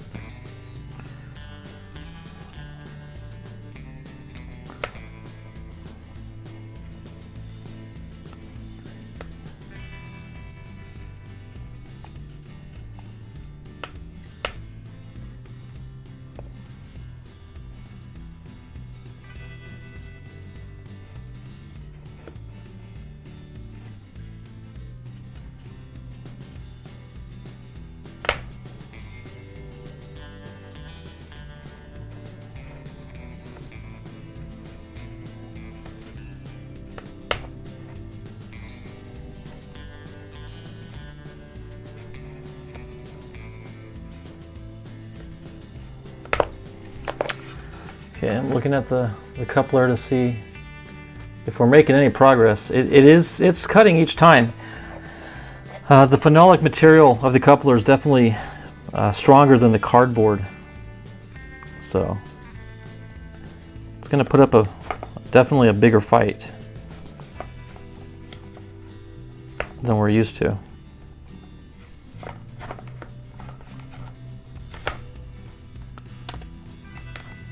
Okay, we're through at some of the sections.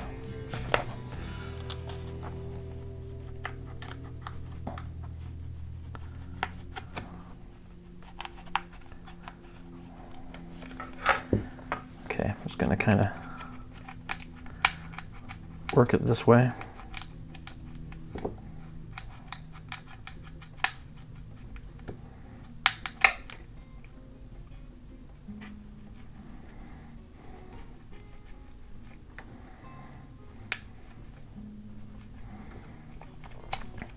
It's getting thicker as we're reaching the top here for some reason, but it cut through easier down here. Just keep working it.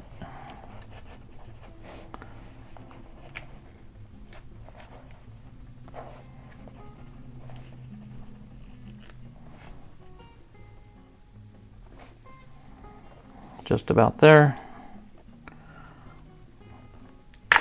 Got it. Okay, one down.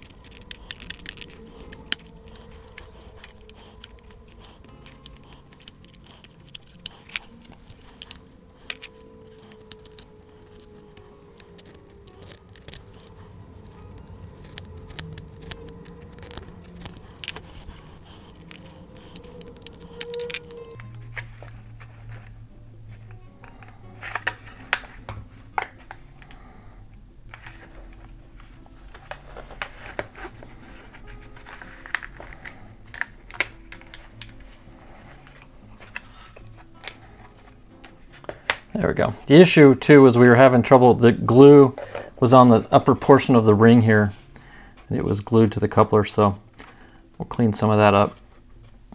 But there you have it. Okay, now we're going to take the parts that we cut out for a hatch and actually make a hatch. The instructions call for laying the coupler inside of the outer body tube portion of it, and we want to make a mark. Let me move these tabs out of the way.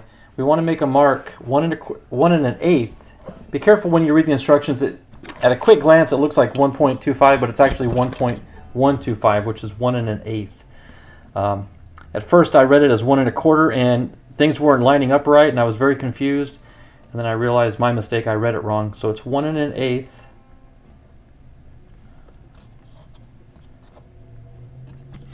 From here. So I'm just going to draw a line,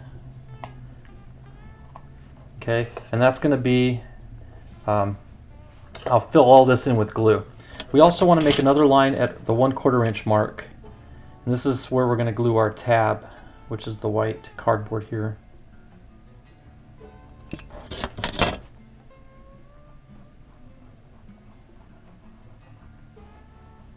Okay. Okay, I've already got some clothespins and some binder clips, so we'll clamp this down with the clips once we get it glued down. Okay, so I'm going to take my wood glue and I'm going to spread it very thin and even all the inside of this little area here that we've marked.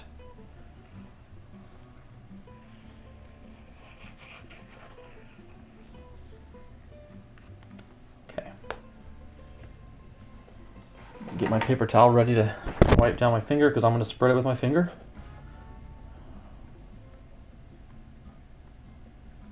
Get up to the line.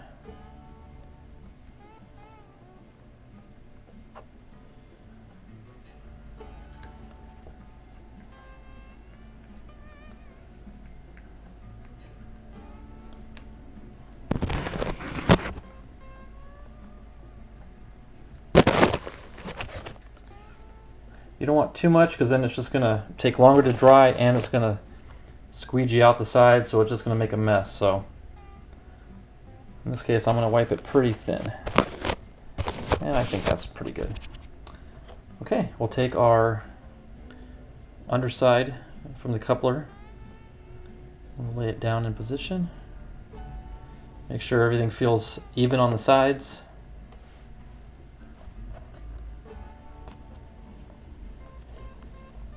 Okay, and then we'll take some clips.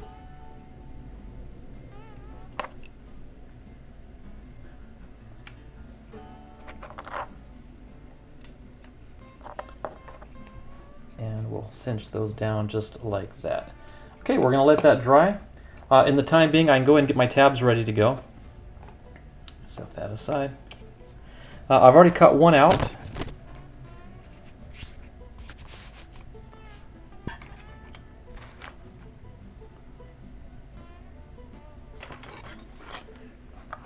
Okay, we'll take the X-Acto and just gently cut out the little tabs here.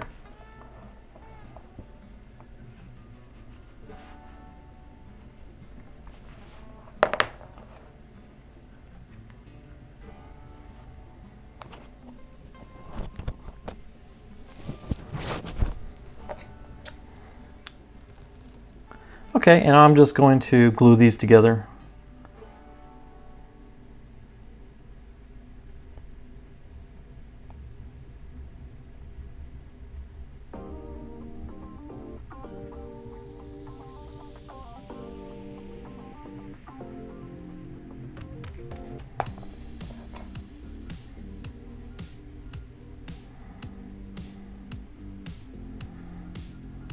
There, just like that.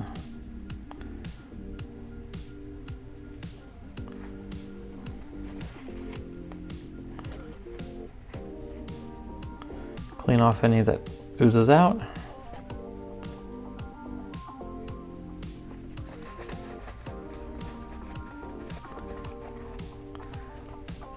Okay, and I'm going to take another coupler. This is from our bulkhead, and I'm going to have to expand my hose clamp, but I'm going to use this to put a slight curve into the tab so it mates up better with the contour of the tube.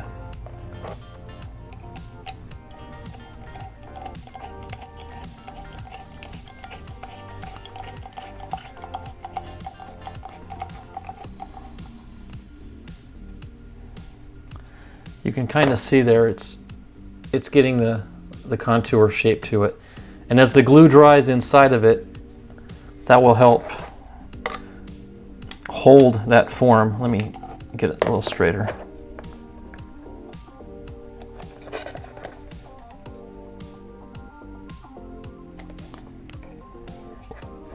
There we go.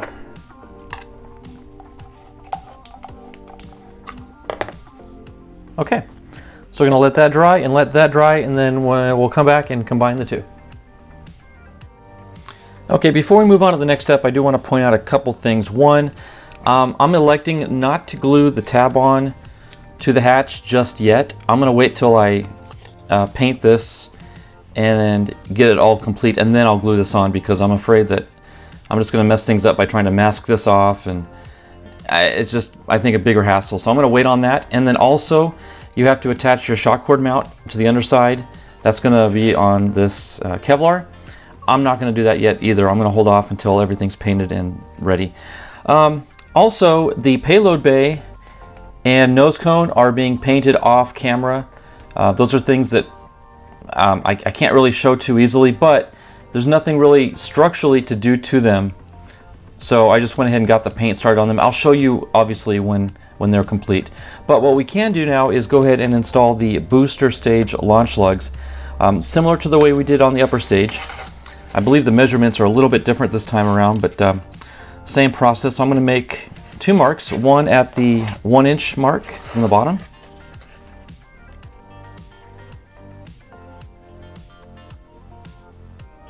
And then another one at the 7-inch mark.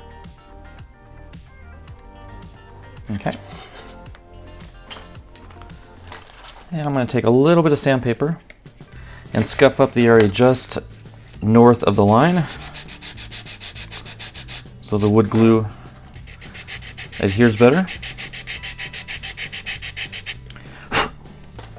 Okay, and we've got our 2 launch lugs here.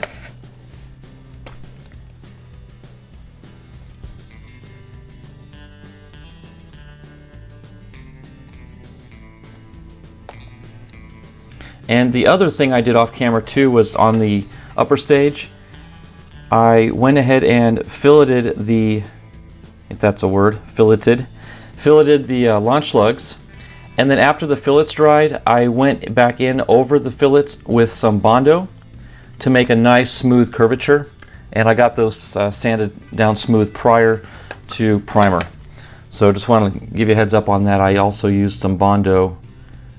And also in the main tube where I had the coupler joining the 2 body halves together, that seam that was created, I Bondoed that as well. You can use wood filler. I just had my Bondo already mixed and ready to go, so I used it. But you can use wood filler, whatever, to fill that little gap in between the 2 tubes.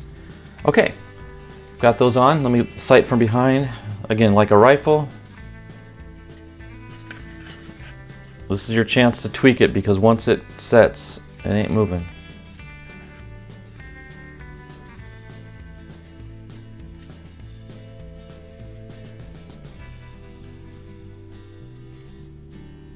I think that is pretty darn perfect.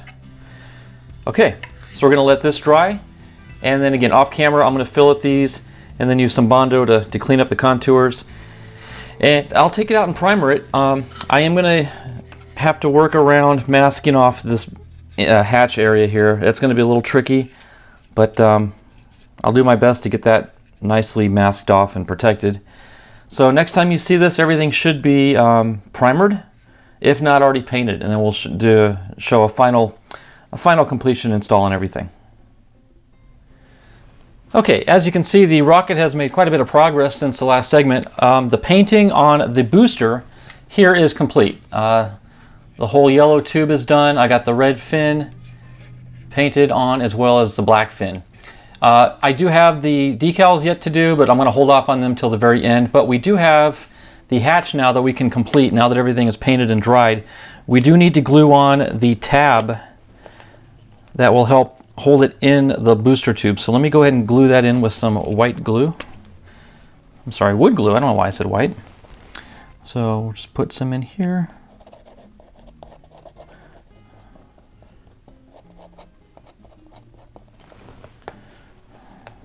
And we'll lay it down to our 1/4 inch mark.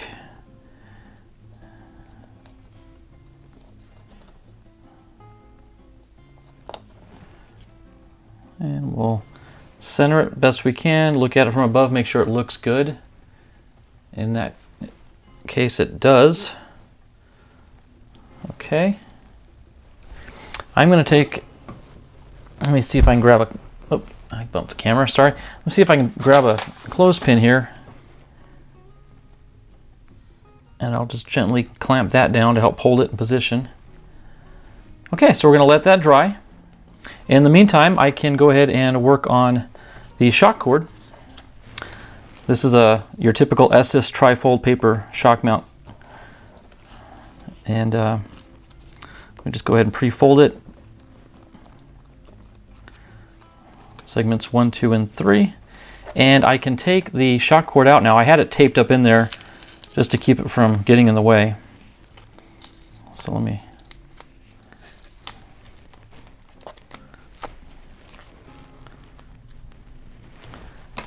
I'm gonna have to carefully cut this without cutting the cord.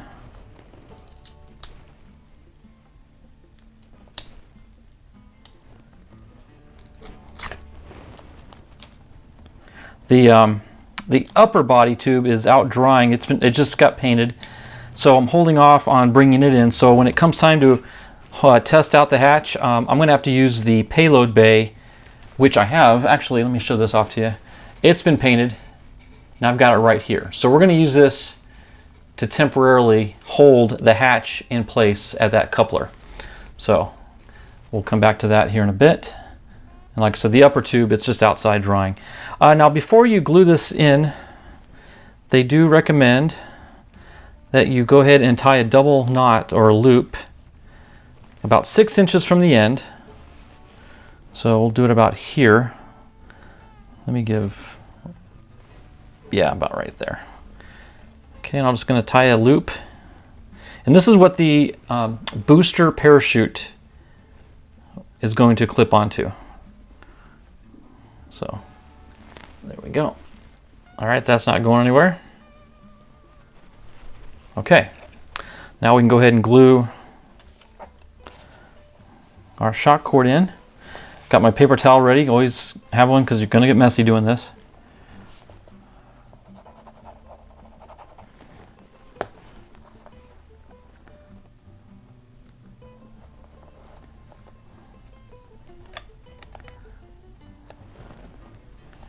Okay, I'm going to squeegee the glue around a bit.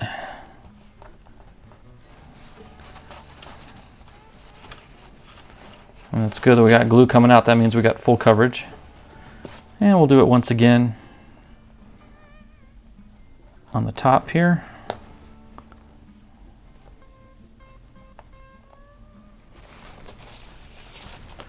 And we'll fold that over. Let me put just a little bit under the cord here.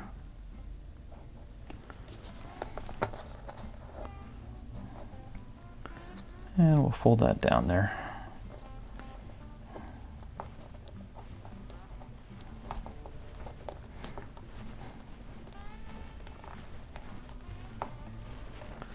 Okay, now it is important that when you glue these trifold mounts together, don't oversaturate it with wood glue, because wood glue does have water in it, the moisture, and as you know, water and paper don't get along. It would turn this to mush and just tear this up. So you want to use enough glue to make it stick, but you don't want to use too much to make it mushy, because then this whole mount will just sort of deteriorate in your hand. So just be cautious of that.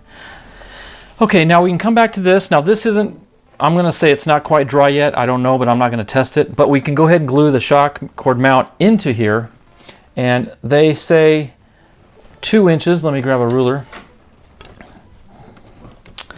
2 inches from the end of the coupler. So let me measure 2 inches down. Right there. Okay, at that mark there, that's where we're going to go ahead and put the top of the mount like that. Okay, it's going to go right there. So pretty much the mount is centered in the hatch. Okay, so we can go ahead and get that put in.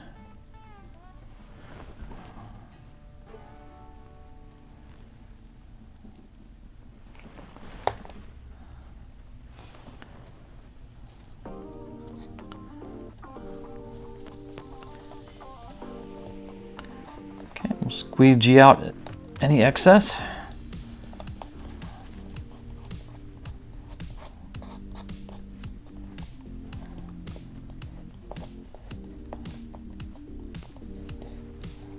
Okay, double check my tab there. That looks good still. Okay, so we're going to let that all sit and dry, and we'll come back and do a test fit on everything.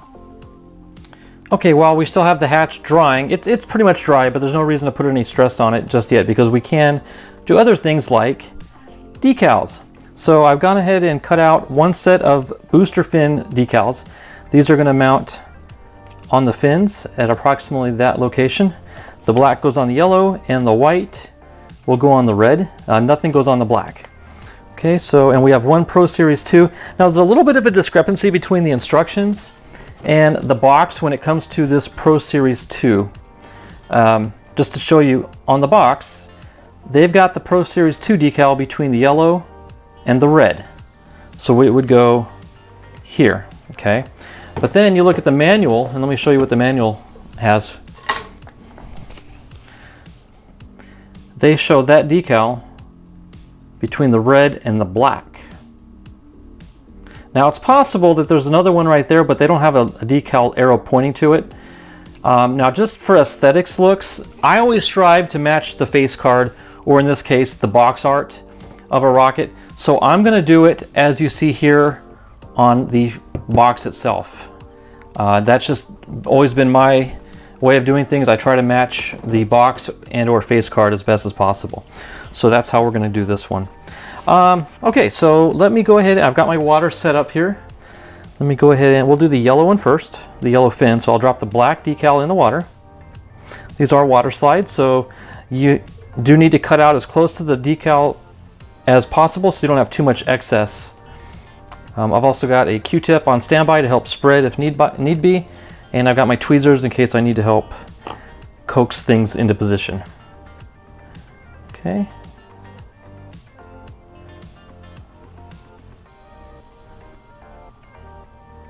Starting to get loose. I feel it actually sliding already, but we'll give it another second. I can go ahead and moisten the fin a little bit.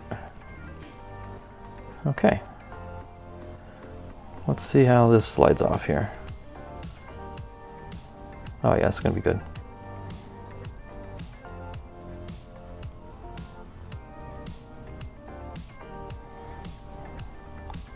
Okay, we'll kind of position it. I'm looking at the box, kind of getting a perspective on where this is going to go.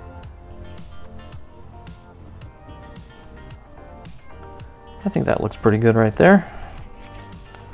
Okay, we'll squeegee out the water, pull out any excess wrinkles and or water.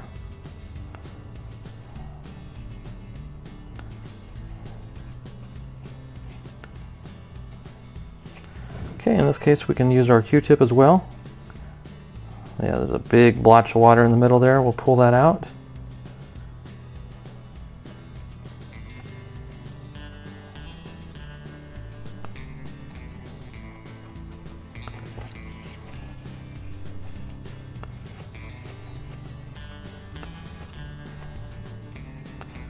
Okay, that looks good. It's right about where the box shows it. Okay, and since we're on this side, we can go ahead and do the Pro-Series II. Get it soaking. And since that's going to be a quick one, I'll go ahead and get the white fin started as well. So I'm going to hold off on the second one until I can, if I ever verify another photo from Estes or something showing the second decal being used, like there, I might use it. So I'll save it, but for now I'm just going to put one right there. You know what, just to make things a little bit easier, let me set this on a stand. That way I can have the rocket flat for us here. Okay.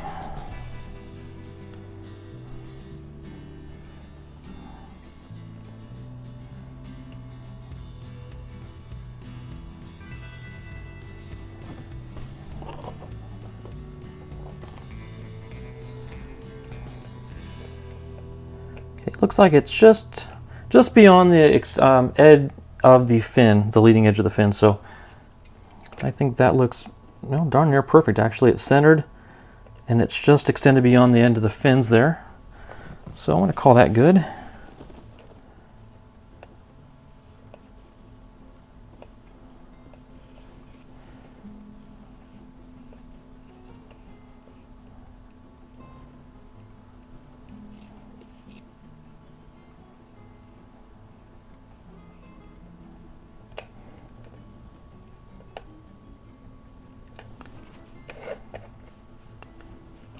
Okay, I think that looks pretty good.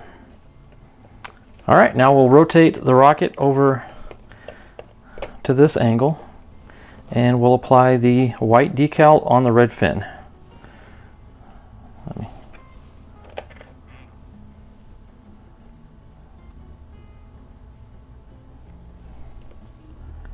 Okay.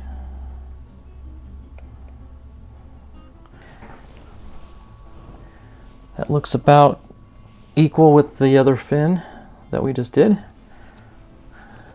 Okay, that looks good. I'll squeegee that out. These are good quality decals. They're not too thin and flimsy. They're pretty thick. You can feel the durability in them.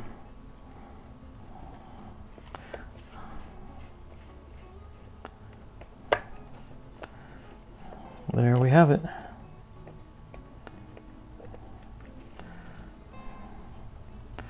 Okay. Work those out a little bit there.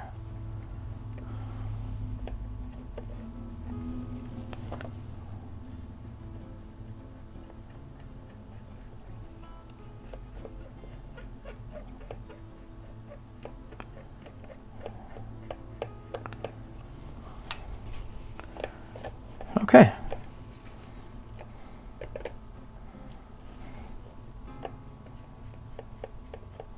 Every time I change the light on it, I see another area of wrinkles and water, so it's good to twist it and get different angles of light shining on it to get different perspective. There we go.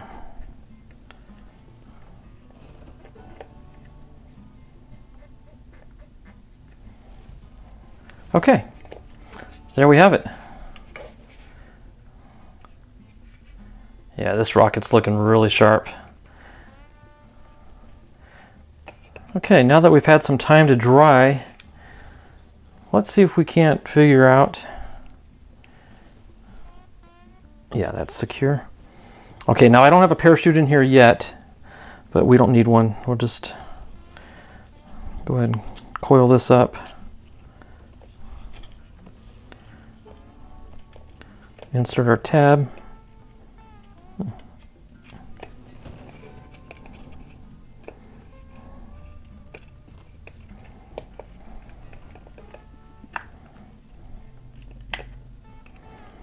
Okay, and then this, again, this is our payload bay, but this would normally go into our upper tube. But let's see if I can't. And that's what's going to keep all this together until ejection happens.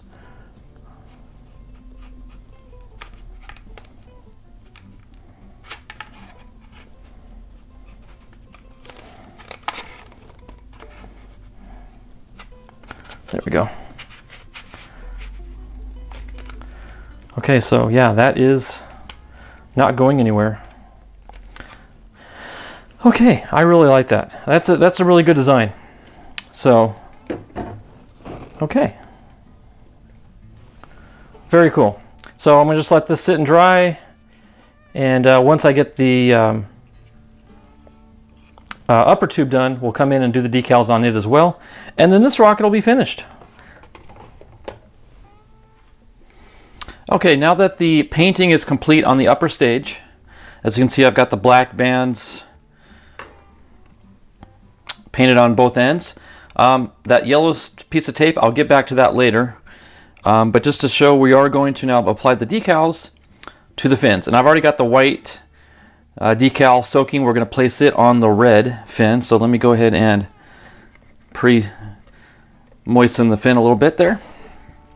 This shouldn't take long to break free. In fact, it's already good to go.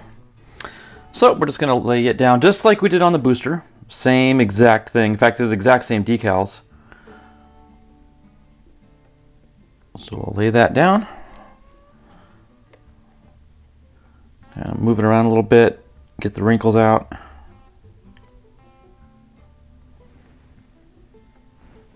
That actually looks pretty good right there. Okay, so we'll take a paper towel and gently blot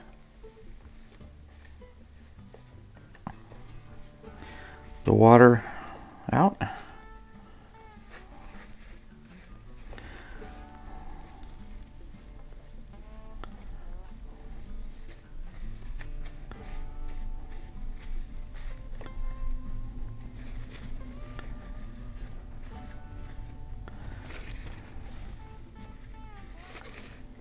Okay, that looks really good.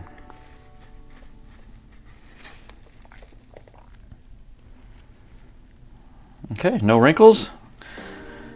All right, let's go ahead and get the black started. And we're going to place it on the yellow fin. So we'll just rotate things around a little bit. moisten this up.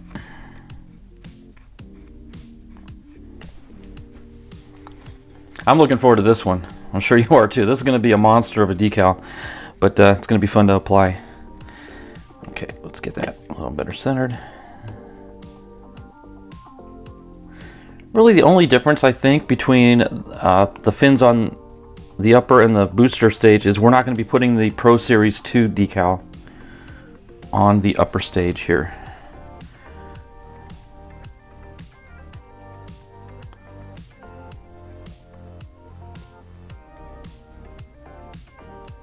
Okay.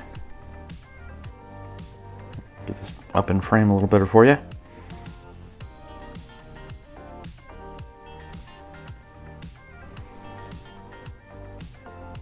Okay, that looks good.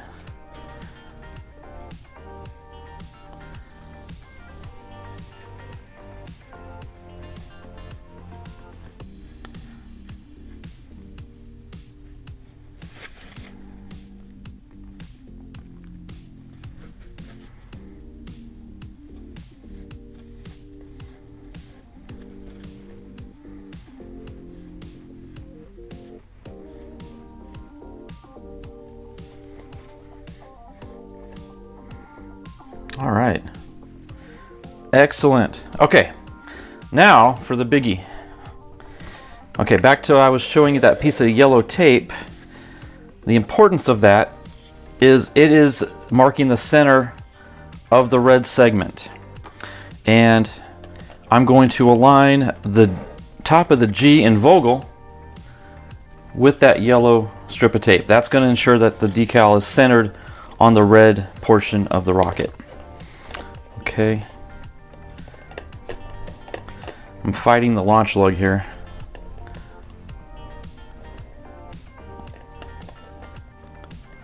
Okay, now the decal is going to go in line with the red fin. So as long as we keep it, I'm going to put the tip of the wings in line with the red fin and the G in line with our yellow tape.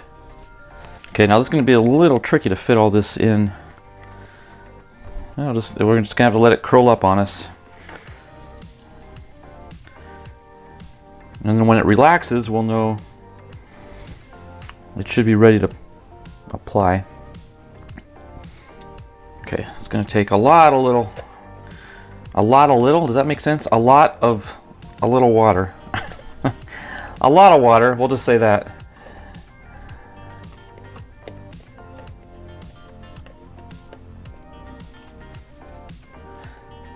Okay, we're just going to have to be very delicate and treat it very fragile because it is. And we're only going to get one shot at this.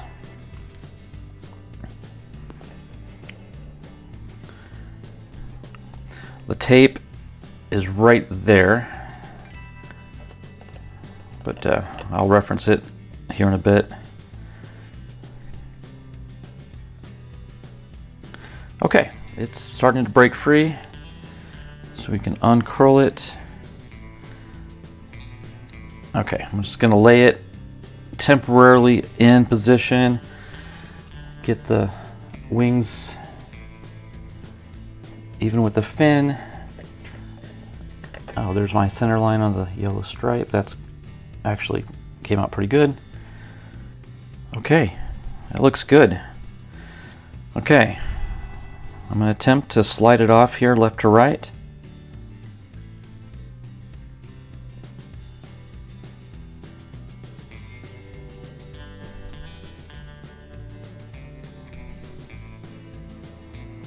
Okay, not bad.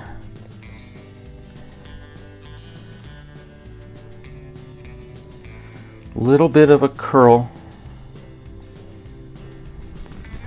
Get my tweezers.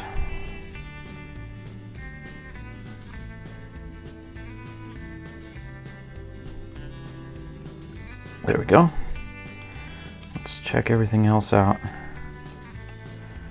How's the top looking? Top, okay, I'm gonna need to slide it a little bit to the right.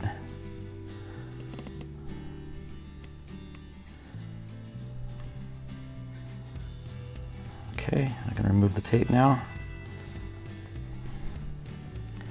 I do have a little bit of a curl on the bottom here. Let's see if I can get my tweezers underneath there.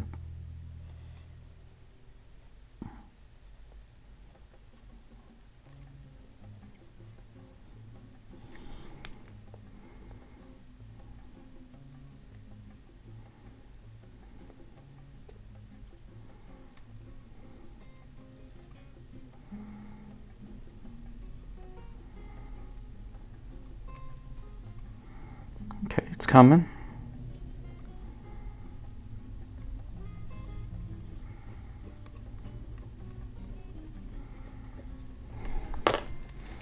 Okay. Better before it starts to dry, I need to get the letters parallel with the tube a little bit better.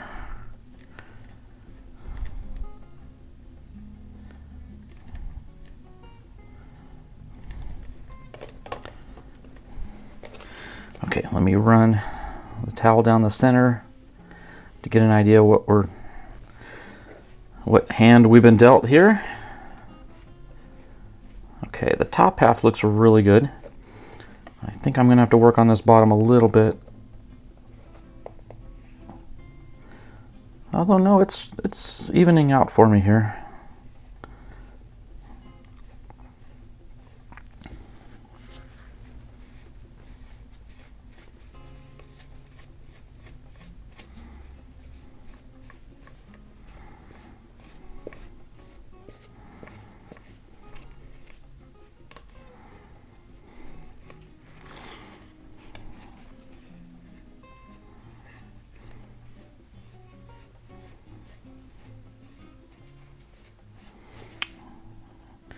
Okay, you don't want to overstress it because then you can actually tear the decal and that just makes things worse. So right in here, I may have to hit this with some micro saw later to kind of work out those wrinkles. But the good thing is all the white that's visible is down and flat.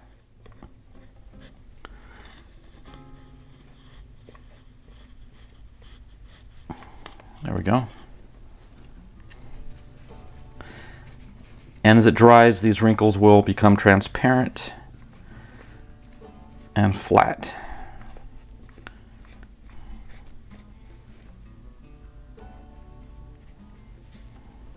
Okay, hard to get all this on screen, but here is the final version of it there. Okay, so I'm going to let these decals set and dry, and once they do and cure, we're going to go ahead and clear coat all this with some floor shine. I won't show that on camera, it's just you've seen me use quick shine before the floor polish, and that'll help seal the decals and illuminate any dull paint that may need to be glossy again. So, all right, I'm going to call that a success. Very good. Like I said, I'm going to clear coat this, and also we got to come back and do our engine retainer rings on both the booster and the upper stage. And I need to install the bulkhead, which has patiently been waiting to install into the payload bay. So we'll get to that here in a bit. So I'm going to let this dry and come back to it. Okay, now that all the aesthetics are done as far as painting and decaling, we can go back now in time and install our bulkhead, which is something I was holding off on until all the painting was done. So we're going to take our 4-inch coupler that we had already constructed with the bulkhead and the eye hook, and it's a 4-inch coupler, so I'm going to measure right at the 2-inch mark and make a line, and that's how deep we're going to glue this into the bottom of the bulkhead. I'm sorry, of the payload bay. So right up to that line right there. And for this, we're going to use just some simple wood glue.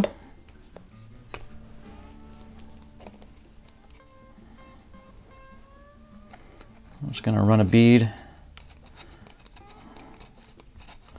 all the way around. And before I start spreading, let me get my paper towel ready to go because I'm about to make a mess. Okay. And I'll just spread that with my finger.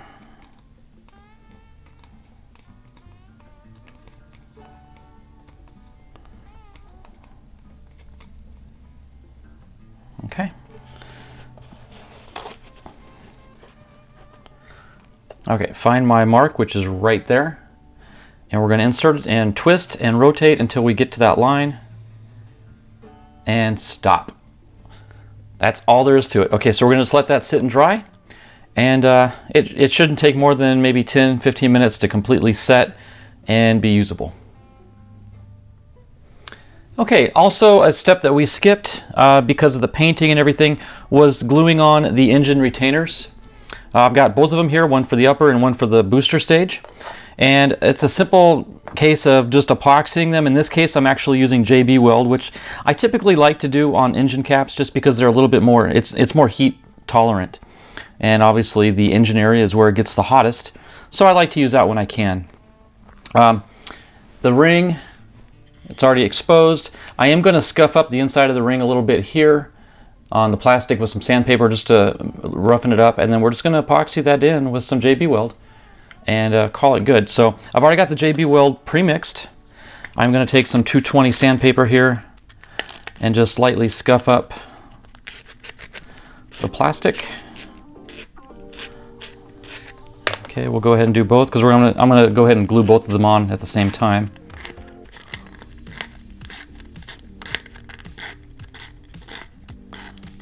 Okay, and let's see, I'm right-handed, so let me scoot this one up and out of the way a little bit. I'll bring this one in, and I'm just going to run a layer of JB Weld all the way around the base of the tube here.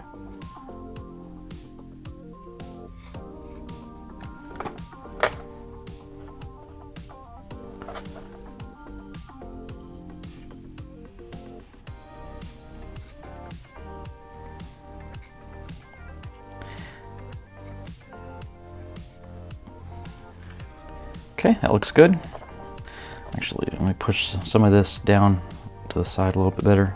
The reason we put it on the tube and not on the coupler is when it pushes on, we want the JB Weld to go forward to the bottom of the ring instead of out, and then we'll have to clean it up on the exit end of the ring there. So just slip that on, and like usual, I'm going to rotate to further spread the glue. There we go. Okay, now we're just going to let that dry for, well, in this case, JB Weld is typically equivalent to like a 30-minute epoxy, but it really takes like 24 hours to cure. So I'm going to let that sit and do nothing with it for a day. Let me bring in the upper stage, and we'll do the same thing.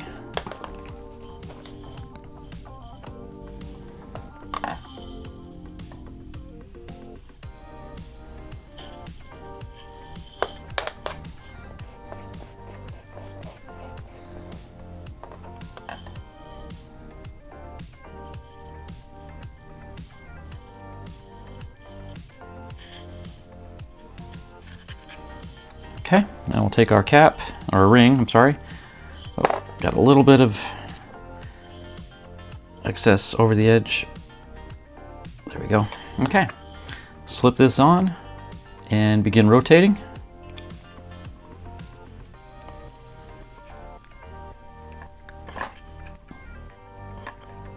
And just like that, we're done.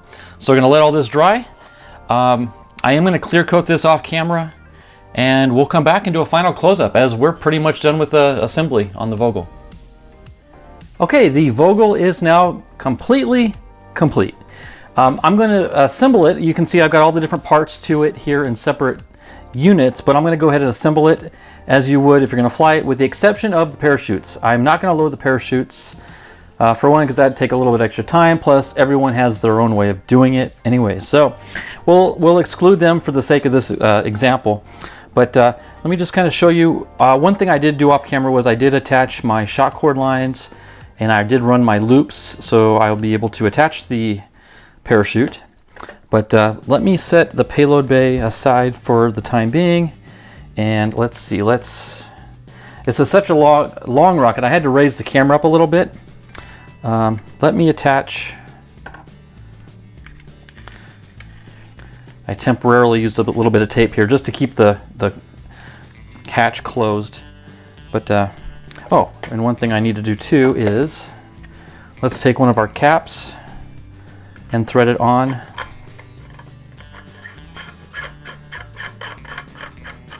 Okay, so just imagine there's a motor in there. Okay, let me get this resealed. Okay, and we want to line up our color fins. So there's a red fin and there's a red fin. So that, we'll just slide that in like that. Align things. Okay, and boy, this is really taking up all of my workspace here. All right, now we'll get up here to the cargo bay, and let me take my shock cord and stuff it down the main body and insert the payload bay bulkhead and coupler into the body tube like so. And okay, I am hitting a wall, so let me pull this out and aim it this way, and it will take our nose cone and we'll insert the nose cone into the payload bay, and that is the rocket. And I'm knocking stuff over. This thing is really long, but it came out superb. I'm really excited. If it flies half as good as this thing looks, Estes has a real winner on its hands here. I predict this is going to be a big seller. This is a major rocket in their new lineup for 2025, and I do predict this will be a big seller. One thing to note, if you're going to fly it with a payload, well, with or without a payload, you're going to want to wrap the nose cone attachment with either Scotch tape, which would be clear, or I would go with electrical tape, the black electrical tape. Probably easier to attach and peel off, but that's up to you. But look at that monster payload bay. You can store a myriad of things in there. Good size rocket body, and there's just no easy way to set this on the workbench. I'll set it down like this.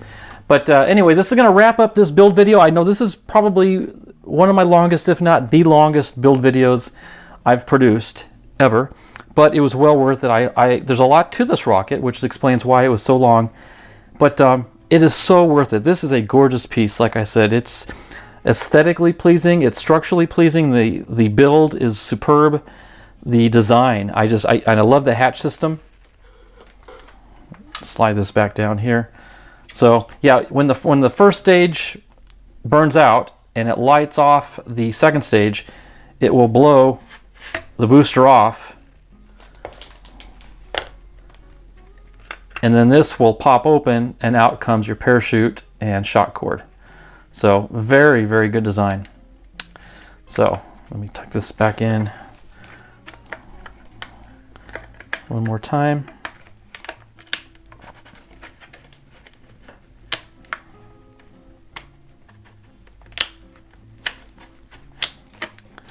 It's a little tricky. It wasn't aligned right. Yeah, the key is you've got to get that aligned just so, and then she'll slide right in like that, and then just twist it to get the fins aligned with one another, and there you have it. So that wraps up the build of the Estes Pro-Series II Vogel. Hope you enjoyed the build. I know I did, and I hope you have success with yours and ultimately good flights. So until then, everybody, thanks for watching. God bless, and we'll see you at the launch pad.